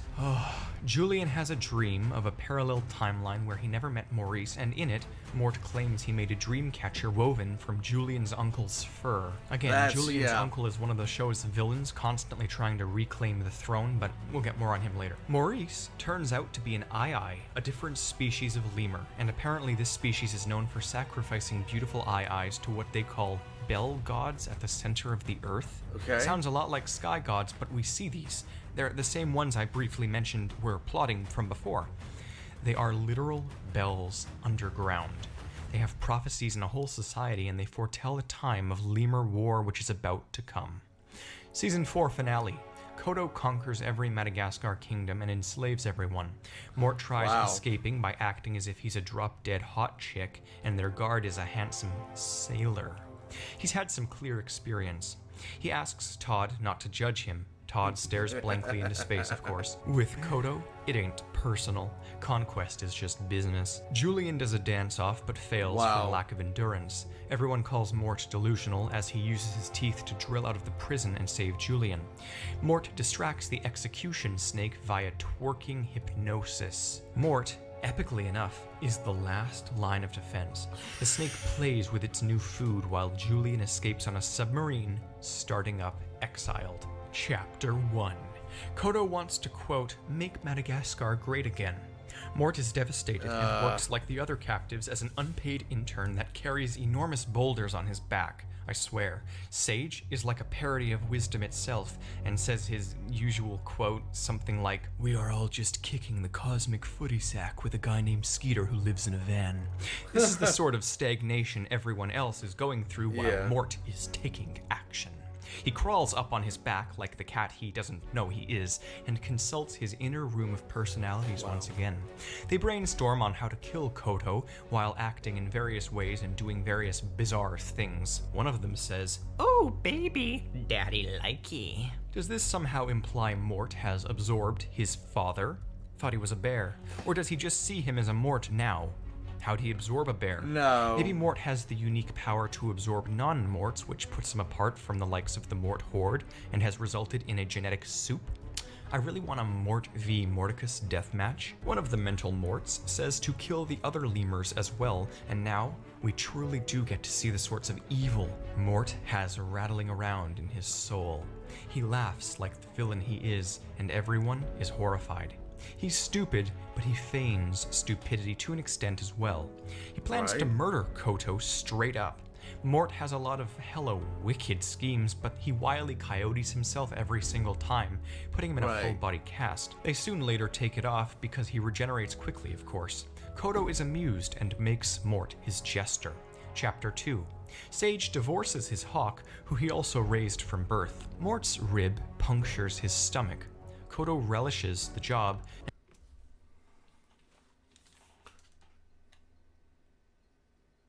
It keeps going. It just doesn't stop. It keeps going. It is endless. Oh my goodness. This is crazy. I'm good. I'm fine. I'm just sitting here absorbing this right now, okay? No, what are you talking about Alabama for? Oh my goodness. And forces Mort to consecutively smash plates on his own head. He dismisses Mort as ignorant, but we once again zoom into his mind and see his evil personalities claiming they understand everything. The little good and bad voices on Mort's shoulders don't exist, for he has a whole society of differing perspectives that take their own spotlights. They do this constantly in Exiled, and they all try possessing him to no avail. Chapter 3. Todd is eaten by a snake mid-dance routine. Speaking of snakes, Mort slithers like one during an escape attempt. Serpentine ancestor? Wiggles like a slug too. We learn that the psychic lizards can teleport. During another escape, Mort seduces the same guard with his "Hey sailor" talk and asks for her hand in marriage. His inner voices object to it. With Julien gone, his personas are really active somehow. One of them suggests a prenup. He manages to win the guard's affection by moving her 1 inch after slamming into her from deflecting off a tree she punched him into. A burglar persona seemingly takes over Mort. We also see a completely different character who actually looks like he has true dissociative identity disorder. Chapter 4. Koto asks Mort why he constantly giggles evilly as he plots more escape routes. In other news, a fish that barfs mud vomits up a human hand that grants Clover a weapon to save the kingdom. Great. More supernaturality. Mort creates a play to distract Koto during their escape and calls everyone babe. 4 of his personalities mock and chastise him about his failure of playwriting. He gets a little immersed since he's only used to writing novels, but his play is successful and they all tunnel out. Chapter 5. Sharks can talk underwater. Apparently dolphins in this universe are, quote, villains that sell other sea creatures to Russian oligarchs. This isn't too far-fetched. I remember an evil dolphin from the Penguins show too, but that's for later. So here's the thing. Dolphins are really, really ruthless when it comes to being one of the top alpha predators in the entire ocean. They do some really questionable things to fish and other wildlife. Tammy tells little Todd to, quote, inhale mama's wind, baby, as they escape through the tunnel. He is right behind her butt. What? No. They then use Todd's face to shove her up through the ground. What? Koto... I have nothing. Finds them.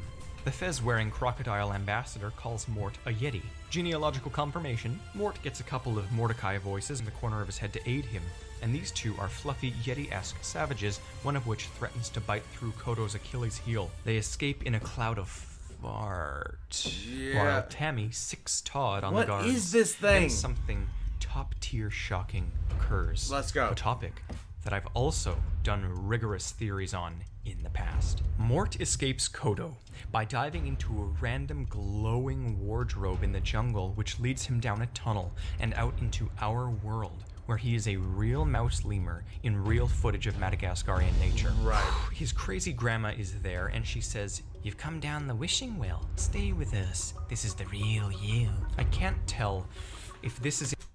1 second, guys. 1 second.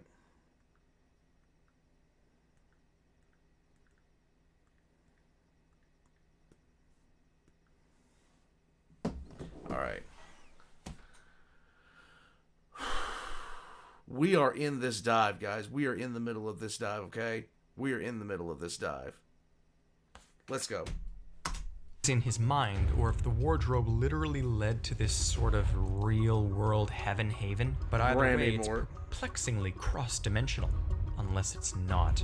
You see, I have reason to believe, based on the granny's wording, that this is the real Mort, and the entirety of Madagascar is an elaborate fiction that he's trapped himself in for the sole purpose of self-defense in the real world. It makes sense. Everything radiates into his world. This seems to be implied by this scene, but all this would mean is that Mort is a sort of eldritch god of his own universe. Okay. Essentially, then, whether this is truly in his mind or not doesn't change a single bit of the stakes and purpose of what's going on in the show. Either Mort is an elder god who built our universe, or he's a Goodman's mouse lemur that is the elder god of his own fictional universe, who hides there in his stories for safekeeping. This is presented as a random offhand joke, and I understand why. It's irrelevant, because we already knew Mort was some sort of omnipotent, ageless deity.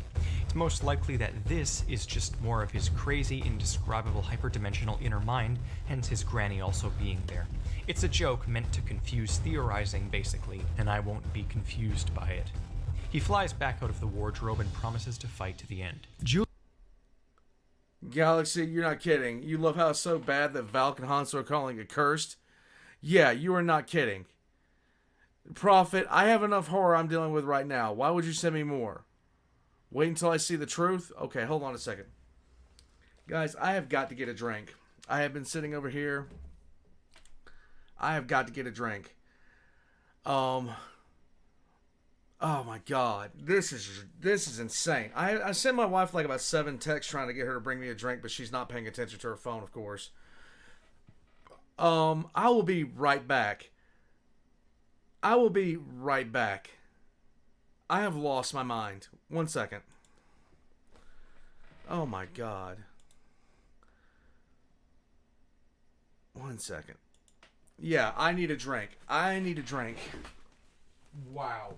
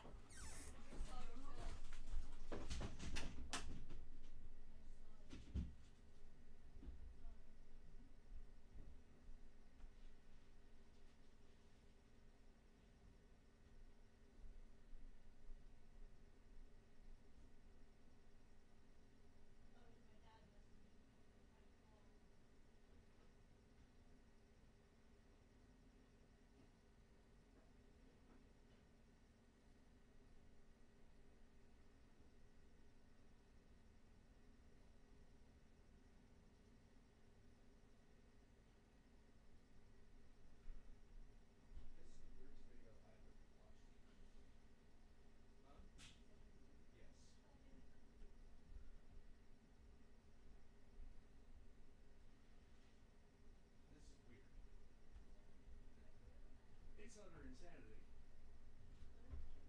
Yes. But also question everything insanity. Okay. So, the longer that I'm in this room, the hotter it gets in here. When it gets to be winter, the colder it gets in here. It is the way things are going, okay? It is the way things go.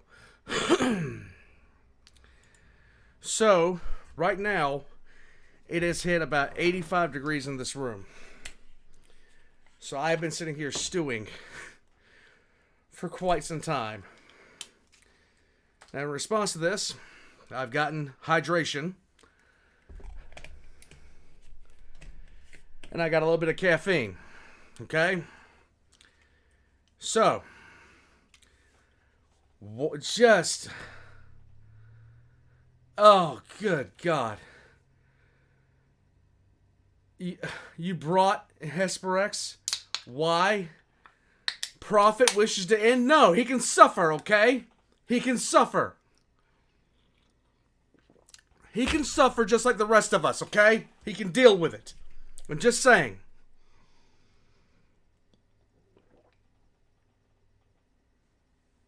Oh my God. All right. Let's get back into it. The Katie trilogy. Look. Even the matter begging for death in this madness. Okay, guys. So, I will not be able to watch all this tonight because it's getting close to 11. It's getting really close to 11. Tomorrow night we're checking out A Fan with Too Much Time. So, we're going to get to the end of this part.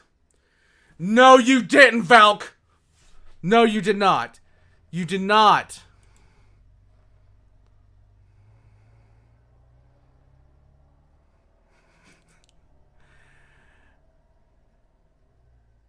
Valk.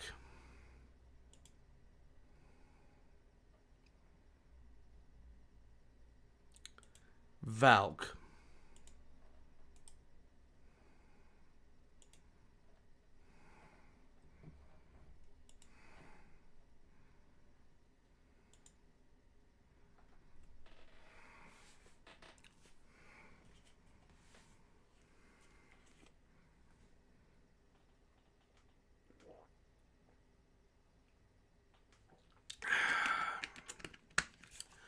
Valk, why? Valk, why? Christmas has come in October. Oh my goodness. Yes, X in chat to nuke Valk. It's been a while since we've done it. It needs to happen. Okay? It just needs to happen. There's also... Can I zoom it in? Let me try. There we go. Take a look. There you go. Now, how about this? How about this? How about this? There you go. How about that, huh? Yeah. Nuke her. Nuke her. Nuke her. X in chat to nuke Valk.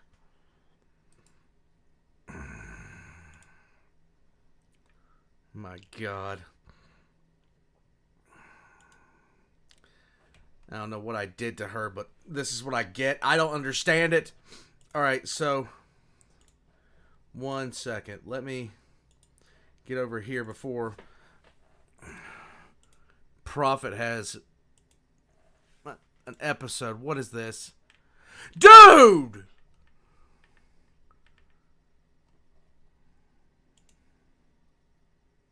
I am so glad I didn't share my Discord right now.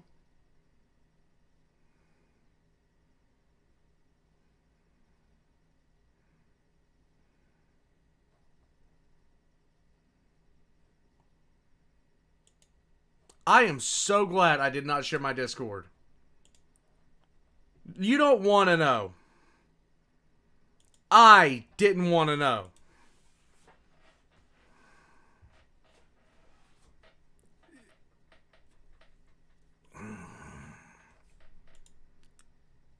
No. Oh my God. No. Oh, let's go. Let's go. Julien is still trying to get back home, and he meets this enormous emotional tentacle in the depths of a cavern who claims to be an alien from another planet, confirming alien's existence outright. Mort falls for his own traps, but doesn't die, of course. I was all fine and good until another character, Gigi, reveals she has a photo on her wall of another real-life animal. Where do we go from here?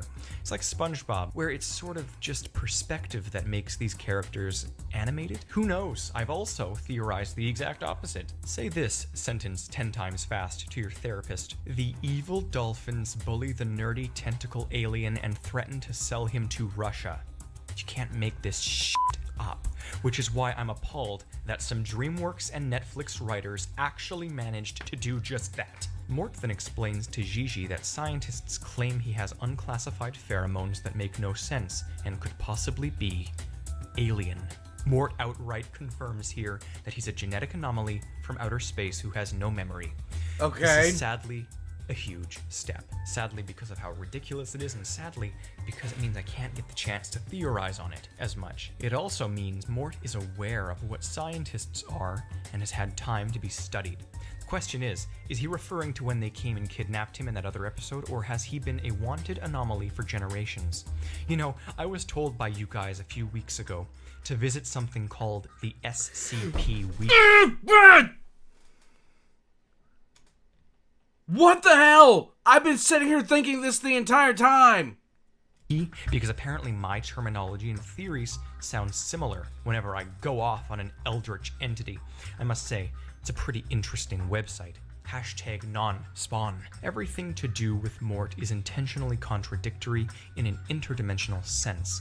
Maybe this whole show is just the subdimensional brainchild of its writers. You know, that's probably the single most complicated way I could possibly explain All Hail King Julien being a fictional show. Julien replaces the king shark that the dolphins kidnapped with a warhead, which they sell to the Russians.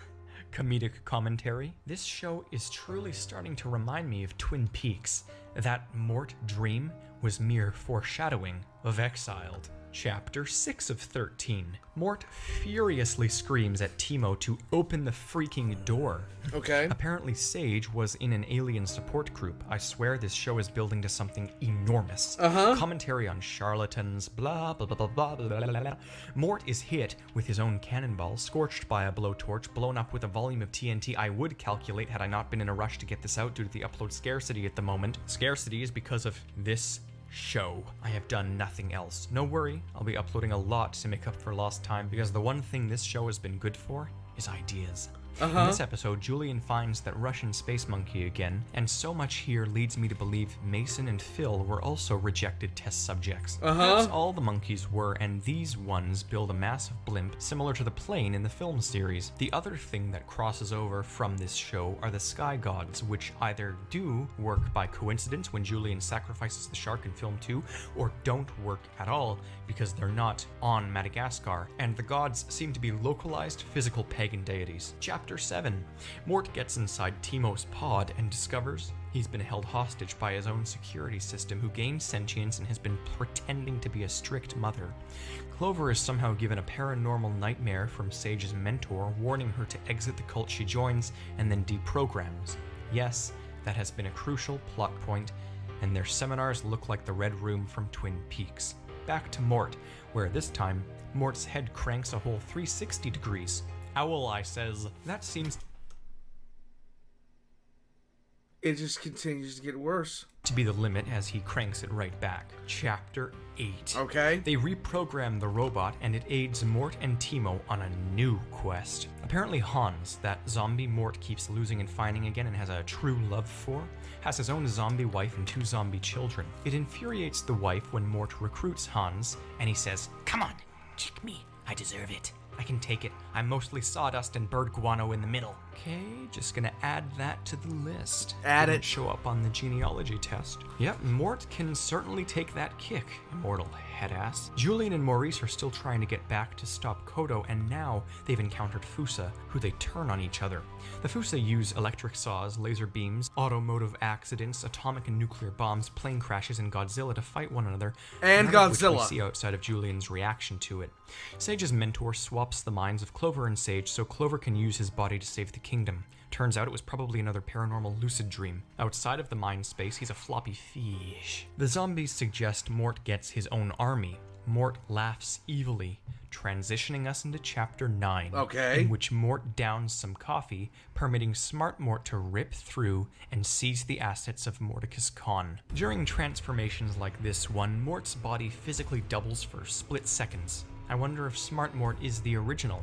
He says, "You don't know how much it hurts me to be here. I'm just too smart." The mom robot questionably sings him a song about how if you're smart in life, suppress it, because the world loves stupid. This parallels exactly what I think Smart Mort did. Sort of like my theories on Patrick Star, he defends himself with a stupid alter ego he gained. Perhaps. Again, could be either or, as Mort himself isn't fully stupid either. The song is basically a hardcore satire on the concept of it's okay to be you. Contextually, this show actually makes some sense. Sadly, it's not all fast-paced slapstick at all. Julien nearly is killed by Fusa, but claims it is plot armor that keeps him alive, and he does a Matrix kick to perfection. Once Smart Mort enters Khan's universe, he disappears out of fear and leaves them all stranded amidst the army and a furious Mordecus. Carl appears to save the day somehow, and Maurice is kidnapped, but everyone, you must know this. Chapter 10. Everything ever is explained. Holy hell, is it ever. Oh my god. Show Okay, let's go. After this. I mean, I didn't even know what I'm supposed to do. But look at the time. I simply cannot edit all of this, and I've yet again tested my video lengths way too hard. I have limits, but again, I will edit the third and final section of Part 2 ASAP. But again, honestly, as you'll see, at this point, it's just Part 3 and 4 for algorithmic sake. Subscribe. Do not miss anything. Make sure to follow me on Twitter at the Theorizer YT, and until the very soon next time, I'm the Theorizer. The truth is here! Mort is a weakling, wimpy, limpid, freaking shit. How dare he do what he has done? I'll relay his crimes in a format as synonymous, for I am anonymous and mimic Mort the ominous. Now, he's out of his mind, but the other Morts are not. His genetic code is shot, like the grandmother he fought, buried her in a well, and hell if he ain't a malicious and delicious little eldritch entity Lovecraft sent to me on the silver platter lined with horrific insanity. He deserves as few videos as possible. Unfortunately, I've succumbed to DreamWorks and their awful show. What the hell is wrong with me? Am I free? Even lost in the lore? Maybe. I mean, I'm on video 4. He gets what he deserves, nothing less and nothing more, which is one measly attempt at countering this. It ain't glorious, but as expected with the worst lemur, sacrificialists identify him as their first lemur. Hell or high water, I will rip apart this night creature as his war crimes span the planet in this double feature roast. Mort is fishy in his genes. Are we surprised as it seems? He's an alien from deep space with a feet taste, sitting eating Cheetos and Doritos and his dipping chips, slouching in-house on couch, throwing shade like an eclipse. Okay.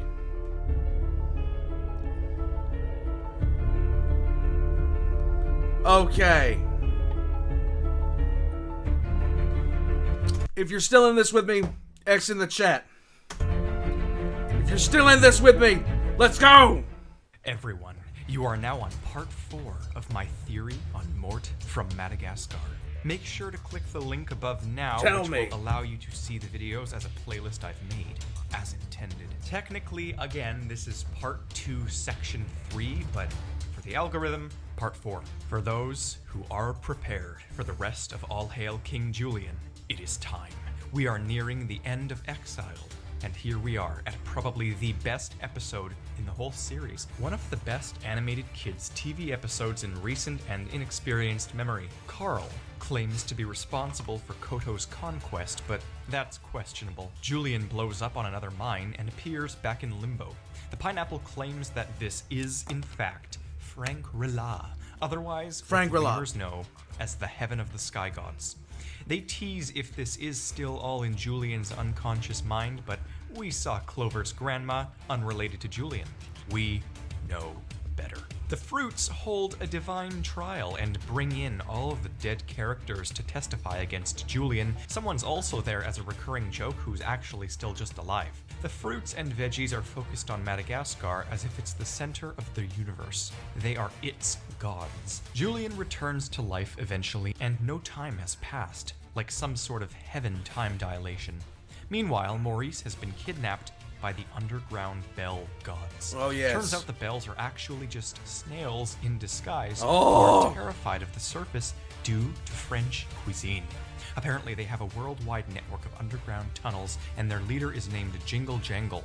Maurice is the chosen one, but the bells he repeatedly forsakes until they manipulate him, and then he doesn't. But the most important plot of this episode is, of course, Mort. Let's who go. has returned to the Mortverse. Morticus claims to have been waiting 1,000 years for his battle with Mort, implying either time dilation or Mort's true age. Right. He claims he's been searching since their last encounter, and that both he and Mort are immortal, multiversal conquerors.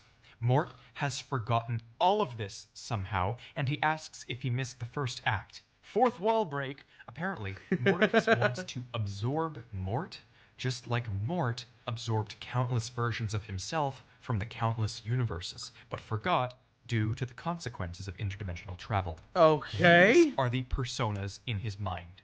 Brilliant. It makes him bloated, though, apparently. Morticus mutilates the mom bot and claims there can only be one leader of the Mortverse. Morticus owns Mort in the most obscene ways possible. They enter the ring, and a wigged female Mort holds up the round sign. Okay. The Mort horde whistles in sensual approval. Morticus sniffs Mort creepily and claims to smell his soul. Morticus wants Mort's endless absorbed spirits for himself, and Mort retaliates by showing a picture of the Foot constellation to entrance him. It's super ineffective. The feet are the only restraint on these otherwise anomalous immortal entities, and Morticus overcame it. He What? eats the diagram. Morticus threatens Julien's feet, enraging Mort while the army chants. Mort eats some dirt and vomits, slamming Morticus into the portal machine, electrifying him to death and funneling his spirit into Mort. I do believe Mort is has now victorious. absorbed everyone Morticus had inside of him. All of the multiverse Morts he absorbed. The portal breaks. Chapter 11 is equally absurd, to be honest. Mort is now all the Sith. You'll see. Julien starts it off by highlighting how he misses the usual simple standalone stories. Mort Even Julien has a crazy ex who wants to kill him. Yes, Mr. Galaxy One. Thank you, bud. bangs his head and it sounds like metal. Mort is aware of this madness. He calls the whole plotline, quote, totally freaking insane. Do you know what else? Every single character in this show is implied to be Jewish and bisexual. It's a very specific sort of universe. Wait, what? Sage astral projects in a way that allows him to physically interact. Now, without coffee, Timo uses the mom bot to hypnotize Mort Wait, what? with a laser, sending him into his subconscious where he can manually find Smart Mort to fix the portal home. The first thing Mort observes when he enters his mind is that it's dark in here. You and me both, Mort. In various rooms of this haunted mansion of a mind, we see a trampoline Mort, a trike Mort, twin Morts in diapers from The Shining, a Mort that crawls on the ceiling and cranks its head 180 degrees before threatening to eat him, so on. I think this is an owl-spider-Mort hybrid. I don't know. There's also a Spanish Mort, and the Mort from when he was in that butterfly costume. I don't Okay. know what is what. That'll be for my actual theory videos on this topic. They all stalk him down the halls. He is chased by his own actions while terrifying circus music blares in the background. My question is, how far and wide has Mort been? This is quite a sophisticated human structure. A foot Right. mansion. Maybe it's a good thing he's forgetful. Then his granny shows up. Just as Mort finds Smart Mort tied up, Smart Mort says, "The spider has ensnared the fly," as his grandmother enters the picture. Her plan is to escape the creepy mind prison, take control of Mort's body, and replace him. I wonder where Mordecai is hiding in here. Clearly the granny's been here some time because she's mastered the arts of mental competence when she levitates and slams the door on Mort. Smart Mort seems capable of anything, but it's Mort who tries using his, quote, big think to will open the door, and does. Then Granny comes in with a spiked ball and chain containing a mine on the end. Mort changes it, and his grandmother accuses him of voodoo, which leads to the most epic Matrix parody anti-gravity Inception battle I've ever seen. Mort says the only one who gets to do weird stuff in his brain is him. They punch each other, changing gravity, as the granny rallies up dozens of other Morts to destroy him. Mort vomits a beam of pure light and seemingly annihilates all of the other spirits before repurposing the mansion as a field in the Alps. What is they this? Like two titans across a stormy sky before the granny calls him out for consuming her essence and she tries melting him with X-ray vision. Mort spawns a deep wishing well and traps the cursed night creature at the bottom. With Smart Mort saved, the portal is fixed, and they escape with the Mort Horde. Despite now knowing what he is, Timo cries when he thinks Mort has died, calling him just a child. No. No. Certainly not. Exiled finale. Wait, I am trying. Dude, Grawlix, I don't know what he is. Part 1. Clover astral projects and goes to space with the Mentor, only to suddenly appear in similar Alps to Mort's mind, where she meets a butterfly that I theorize is the inner soul of Sage's hawk, or not. She finds Sage's soul, and together, they possess his body and save Julian's life by destroying the execution machine. They expend massive levels of soul energy and punch Kodo with the power of ripping space-time. It's not enough. Then Carl reveals he has the most elaborate backup plan in known history when he reveals he built a space station which eclipses the sun and charges a laser to fry all of the mountain lemurs. It crashes into the moon and blows up. Then the Russian monkeys return. They crash into a volcano due to the oligarch dolphins. Then thousands of the Horde rain from the sky portal and consume the enemy, while Maurice and his army of bell snails come from beneath and corner the mountain lemurs on all fronts. Turns out this was the war foretold by the leader of the bells. If you were to enter the show without seeing any episodes here, you'd wish for the end of humanity. No writer, sane or insane, could conjure such ideas. Todd seemingly cannibalizes the mountain lemurs when his mom screams to go after their jugulars. The 1,000 Morts are shot from crossbows and explode on impact. Sage drills down by meditating. The bell snails get Maurice to fart and summon the great Jingle Jangle through a portal from who knows where. He arrives, and he's like 100 feet tall or something. He gets hit with a tiny bit of salt and shrivels up completely. Wow. I'm also shocked at how much Maurice hates Julien in the films. What happens between them, if anything? Kodo nearly kills Julien, but Mort redirects the spear and pierces someone else's butt cheek. It is now the second half of Exiled's finale. Okay. Archaic war commentary abounds. Pineapple literally narrates it. He calls it the Battle of Booty Ridge. The soundtrack's Battle been of killer Booty these Ridge. past few episodes, and all the other kingdoms bow to Julien, and Mort claims without the feat his life would be twice as meaningless as it already is. Tammy snaps pics as Todd mauls the enemy some more. The tentacle comes back and kicks butt with his baseball dad, who appears from a portal in the sky spontaneously. They defeat Kodo, but he returns on a hawk and kidnaps Julien. Sage and he have a sky battle in which they hella bitch slap each other and crash from hundreds of feet in the sky. Sage spares him, but Julien accidentally topples his statue and it crushes him to death. They blame Maurice. Mort goes for the feat thinking, quote, "This time will be different." Spoiler alert, it's not. Dude gets punted into next Tuesday. Gigi hooks up with the tentacle's dad. Clover and Sage nearly kiss, teasing an epic romance soon to be in a kid's show, but then they flat out zoom up and show Mort is making out with Zora right above them. Aggressively. Intimately. They married. All of the heaven ghosts show up and wave like at the end of Star Wars Episode 6, except Kodo appears like Anakin, and he didn't redeem himself. And I haven't seen the Star Wars films. Everyone is happy, goes their separate ways. The Horde goes off to live on an island. The Russians cause an incident with their warhead. Julien humps the throne, and Mort calls it, quote, "one lucky chair." Exit stage Exiled. On to the final season. Final season. Okay. Premiere. Mort gets kicked over yonder and claims he don't want to die this way. If he remembers any fragment of his full life, maybe then he can be killed? Maybe. Not just absorbed by similars? This episode thrusts one truth in our faces hard. The sky gods aren't hiding anymore. A huge 2D hand reaches from the heavens and gives Julien a keyboard infused with energy. Oh, wait. Never mind. Julian's just dreaming.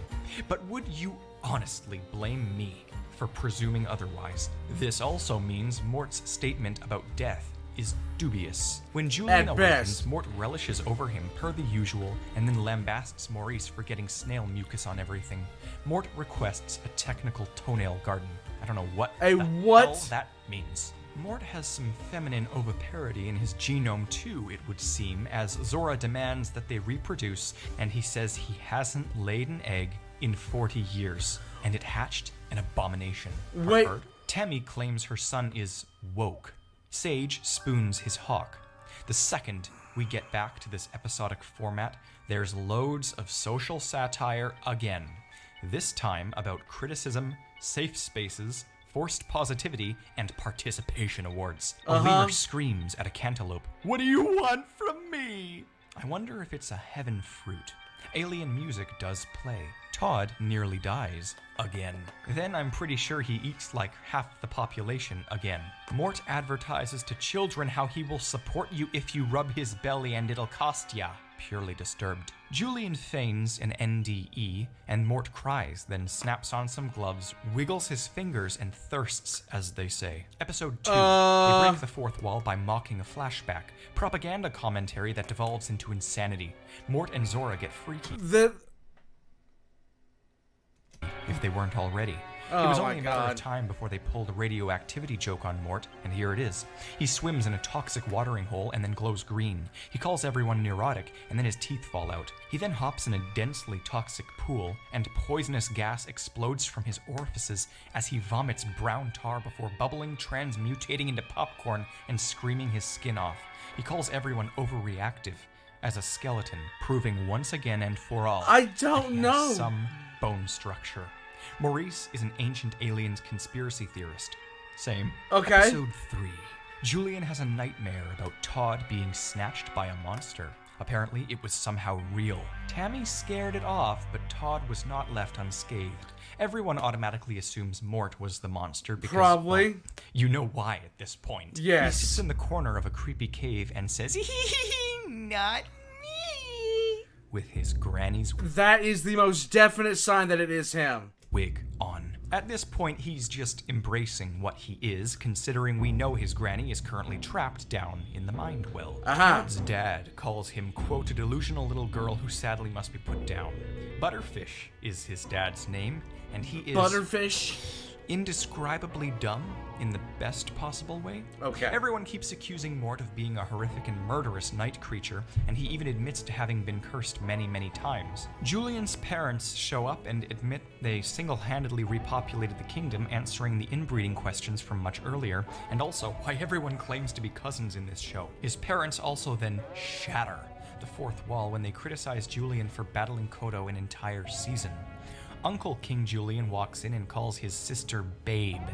Now they're just plain R-rated. LMFAO-ho. We finally get a new, truly unique moment from Mort when he reveals something we didn't know yet. His descendants. He says to let Julien cry it all out, as it works on his grandchildren.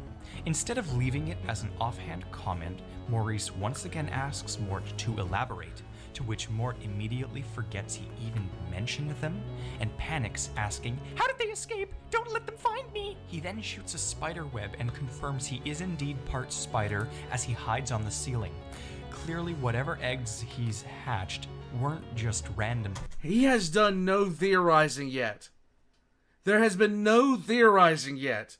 This has all been just shit that he has done. Things. They were characters who I'd like to meet actually, and paired with his previous statement about dead butterflies, I bet they're spider babies. Julien keeps having dreams within dreams. This episode is packed, my god. I expected less after the jaw-dropper that was Exiled, but nah. Turns out the lemur werewolf beast is Julien, surprise surprise. It attacks a couple watching The Shining in which Mort is the twin girls like we saw in his mind, and Todd is Danny. They filmed this. Everyone keeps thinking Todd died, and his dad doesn't even recognize him, calling him a random little girl again. later calls him his stepdaughter. A statue seemingly blinks. I don't know how much longer I can ramble off the unexplained supernaturality of this show. Right. We're almost done. Mort breaks into a creepy situation just to say, tick, tock, tick, tock. Mort promiscuously dances in a cage at a night party and says, "Hey, boys." Even Julien's parents are appalled. Text superimposes itself in a spatially 4D manner. Nobody questions it, as it is post-productive editing. I'm seriously losing it here. All right. Julien's transformation is just a really bad milk allergy. Okay. Wait, what? Episode 4. Todd's dead eyes are brought up. Maurice gets money for dancing, and even admits that the only reason he's loved by anyone is for his thick booty, which Julien promptly slaps. What? They show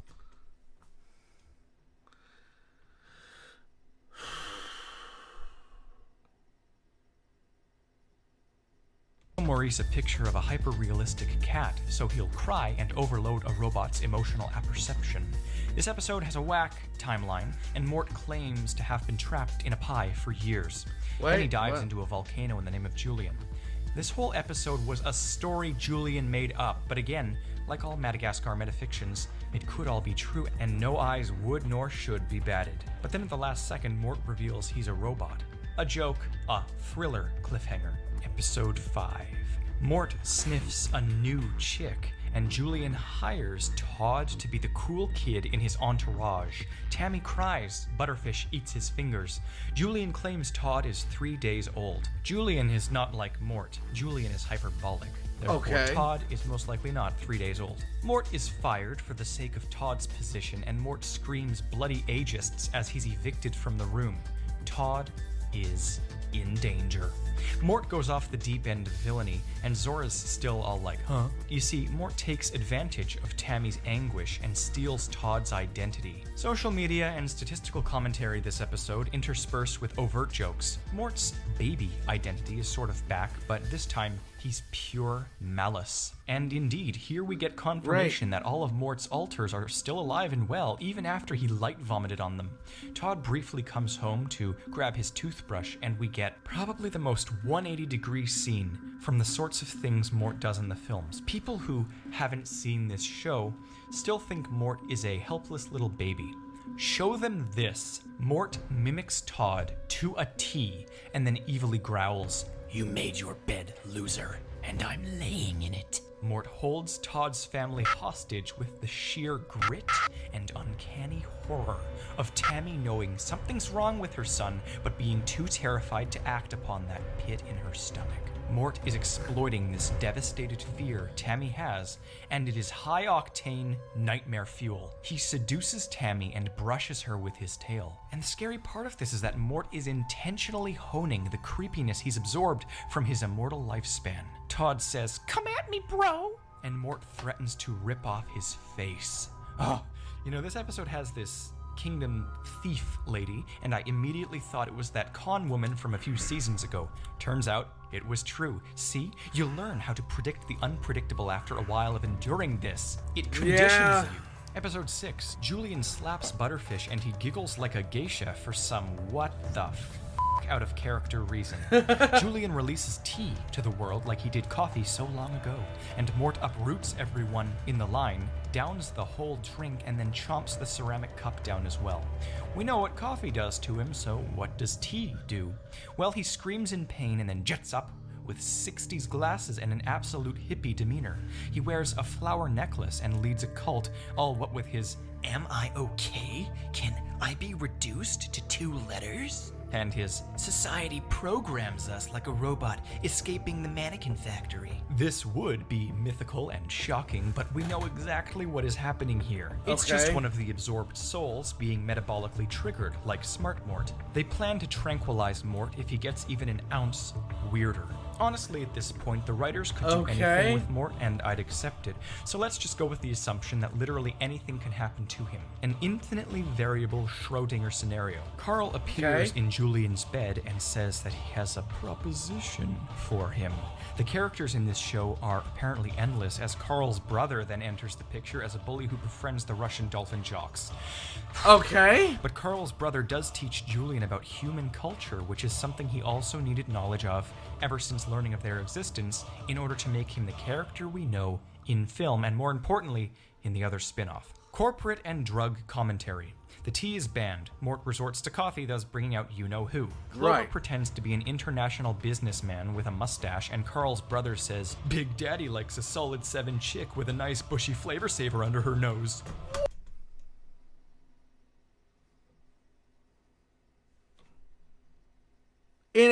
Okay, so yeah, Val, this would get me to tell you where my grandmother hides her money. What is this show? What is this show? Mort acts as a distraction during a heist by posing as a mermaid. Are Really? you surprised? No. He's wearing the granny wig. Carl takes credit for another manipulation. Shocker. Episode 7. Julien threatens... Hey, World's Tallest Leprechaun. I actually have tried to reach out to the Grim Cleaver before, but I can't find any contact information from him. If I'm checking out somebody that I see doesn't have many reactors checking them out, I always like to reach out to make sure it's okay first before I check something out. But there's no real contact information for the Grim Cleaver. Yes, Val, this is a kid's show. to harm Mort, which Mort loves the idea of. Timo's robot censors Timo and says there could be children watching. The ever-increasing fourth wall breaks aren't what get me, though. It's that she said there could be children watching, which means it's not the target audience. It all makes sense now. Oh. Mort downs a bunch of luminescent goop. Mort might be part plant. Mort sleeps in Zora's fat rolls. Mort approaches Julien and says, quote, he alters his DNA. Everyone thinks Maurice is dead, and Mort's first words are dibs on his hut. Pineapple breaks the fourth wall as a huge mango grows and starts talking. Maurice hates Julien for blame shifting. Mort beats up the jumbo mango. Two crocodiles fall on each other and say, let my body be your pillow. Mort knows how cell phones work. The intelligent mango absorbs everyone's minds and heads for the mainland, so Timo calls the supply company of the luminescent goop that created it, and they immediately nuke it in the middle of the ocean. Wait, what? Episode 8, Mort says he's the smartest lemur in the world, which we know is true in many ways. We know sky gods are real in Madagascar, but apparently their lore entails Julien I as being the first lemur who demanded the gods create more. This lore is structured by King Julien the Terrible, so take it all with a grain of salt. They flip through this book of lore, and Mort finds his page. He's in the history section as Adam, and a female Mort next to him is Eve. Clearly this book is all whacked. It has to be, because Granny Mort was his grandma. Unless she was just another multiverse version of Mort who took on the role as his grandma. Still not clear on how he absorbs species from any universe or just variants of himself, I don't know. But this book is messed. Julien too is terrified and asks how freaking old Mort truly is.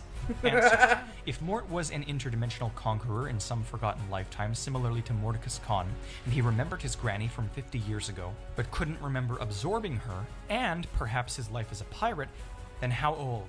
His timeline is all over the place, but let's just assume that he's thousands or millions of years old. He's a Goodman's mouse lemur on the outside, but inside he's added some genome elements. Mouse lemurs evolved 9 million years ago, so there's our limit considering his basis and alleged role as the Adam of his species. No wonder he has a self-erasing memory. Infinite lifetime. Education system commentary. Todd is a child prodigy with a photographic memory. Mort wants to be a trophy wife for Julien and has his name engraved on him. Todd has PTSD and lives in crippling fear of his mother's screams. Mort poses as Todd in an academic competition, and Smart Mort takes the reins from the inside of his subconscious, or at least he tries to, but is convinced by the other spirits to do otherwise.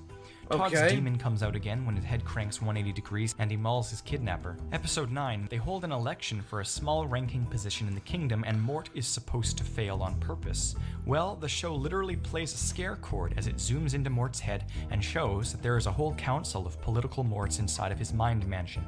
The most extremist one, responsible for previously nuking something, locks the others up and takes control of Mort's body.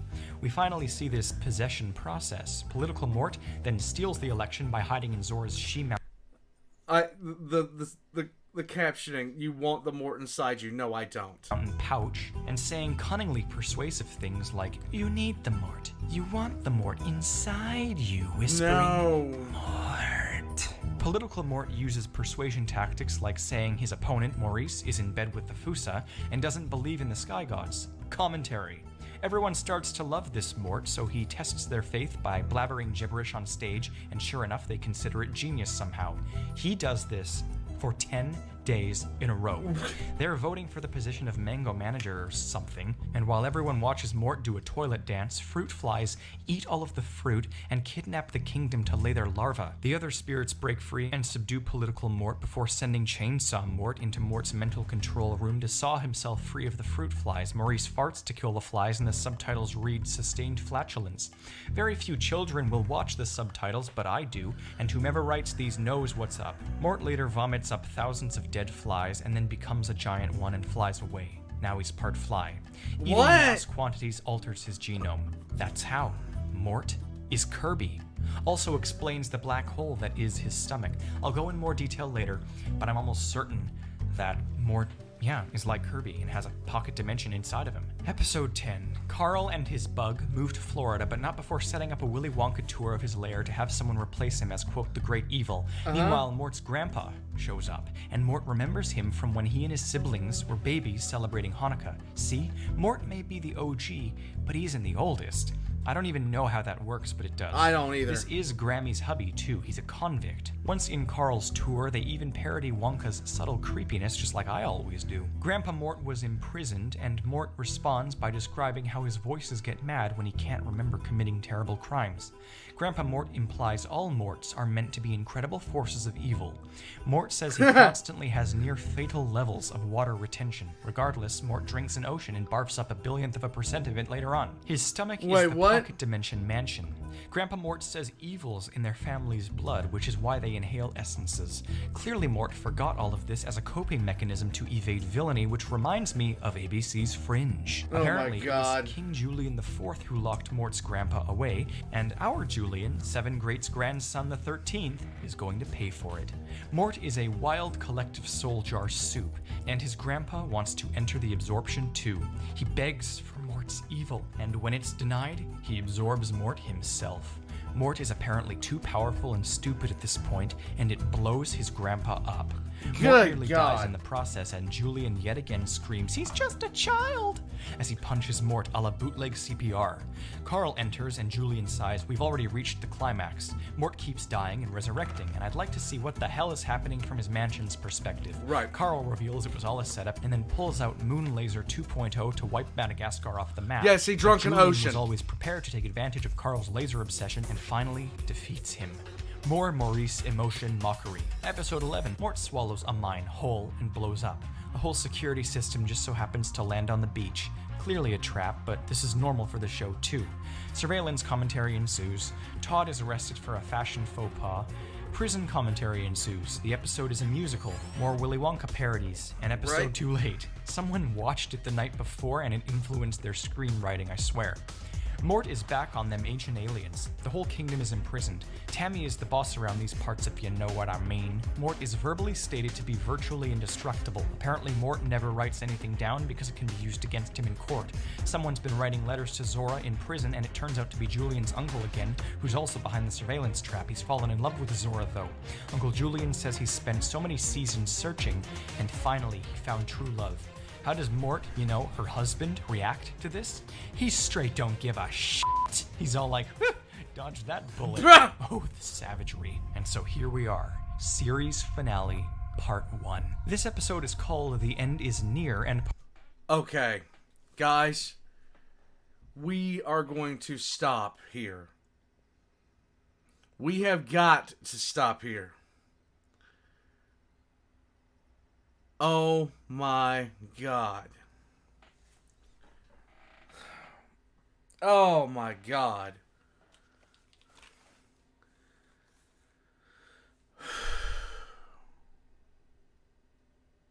We are going to come back to this.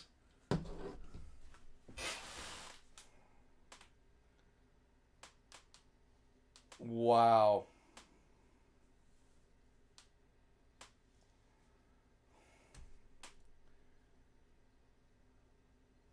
Why? Dude, there is still another 45 minutes to just this video. To just this one. Okay, hold on a second. Let me tell you guys something, okay? There is a reason I was sitting here looking at this thing going, this is going to be massive. Because there is Mort Theory 1, and then there is Mort Theory 2. And Mort Theory 2 is 2.5 hours long in its own right.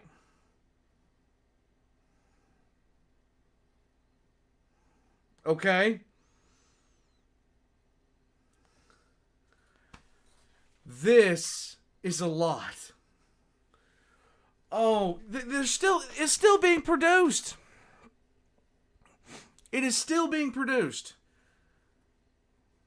This is only the first of a two. This is only the first one. There is another one out there just as long as this one, and we still have 45 minutes left to go in this one. So we're going to pause here, okay? We're going to pause here. Because it's almost 11:30 my time, guys. X in chat if your brain is hurt. Because I know mine is. Oh my god. There's also a part 3? Oh my god.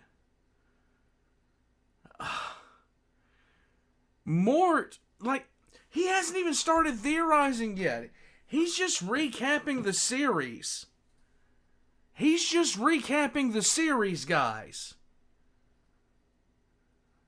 No, you don't get to get shot unless I do. Let's see, what's today? Today's Tuesday. Tomorrow is a fan with too much time.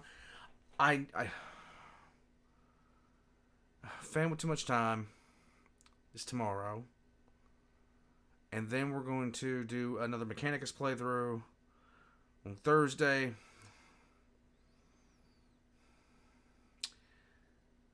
Thursday's Mechanicus. Friday is Shenanigans. Saturday, we will be jumping back into this. Saturday, we will be able to jump back into this. Yes, Val, all around me are familiar places. I don't even have... Today is Wednesday? Yeah, so tonight is... So tonight, Wednesday night, Fan with Too Much Time has released a preview of what's going to happen in the next episode. We'll be checking that out. I really, really want to get the next episode of... well, not the next episode, but I really want to get back to Mechanicus. I don't want it to be something that I do once a week because... I just don't want that. So, Thursday will be Mechanicus. Friday, we're going to be doing Shenanigans. Saturday, we're going to finish part 1 of this. And then I'm going to be cooking. And I don't know how I'm going to set that up, but I'm going to give it a shot. We will see what we can't do. Oh my god. Guys, my brain is just roasted right now. It's dry roasted. It's a peanut, okay? Oh my goodness. Oh wow. Like, this is the first really extremely long one I have done in some time. Oh, dude. Hansu. Right now, it's Mechanicus. Just to be honest with you. It's Mechanicus, and then once I finish Mechanicus, we can talk.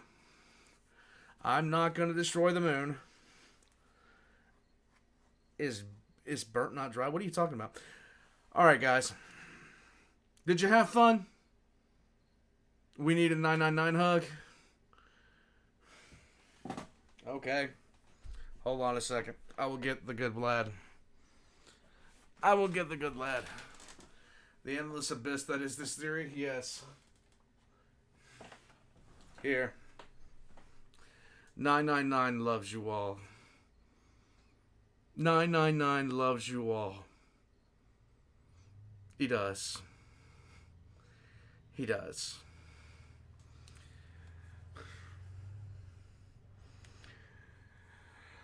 Okay, my brain is shutting down. Guys, thank you for joining me. I will catch you guys soon. Tomorrow night, A Fan with Too Much Time, we're back into Star Wars vs. 40K. Friday night, guys. Friday night. Before Shenanigans, I am premiering the next episode of 5-ish Minute Lore on the Avatar of Cain. And it will be with Pancreas No Work. Now, I'm going to head out from here. Guys, this is Insanity Unbound. 1 second. So this is by the Theorizer. We're going to continue watching this. I'm loving this so far. I will catch you guys next time. Somebody help me. I've lost it.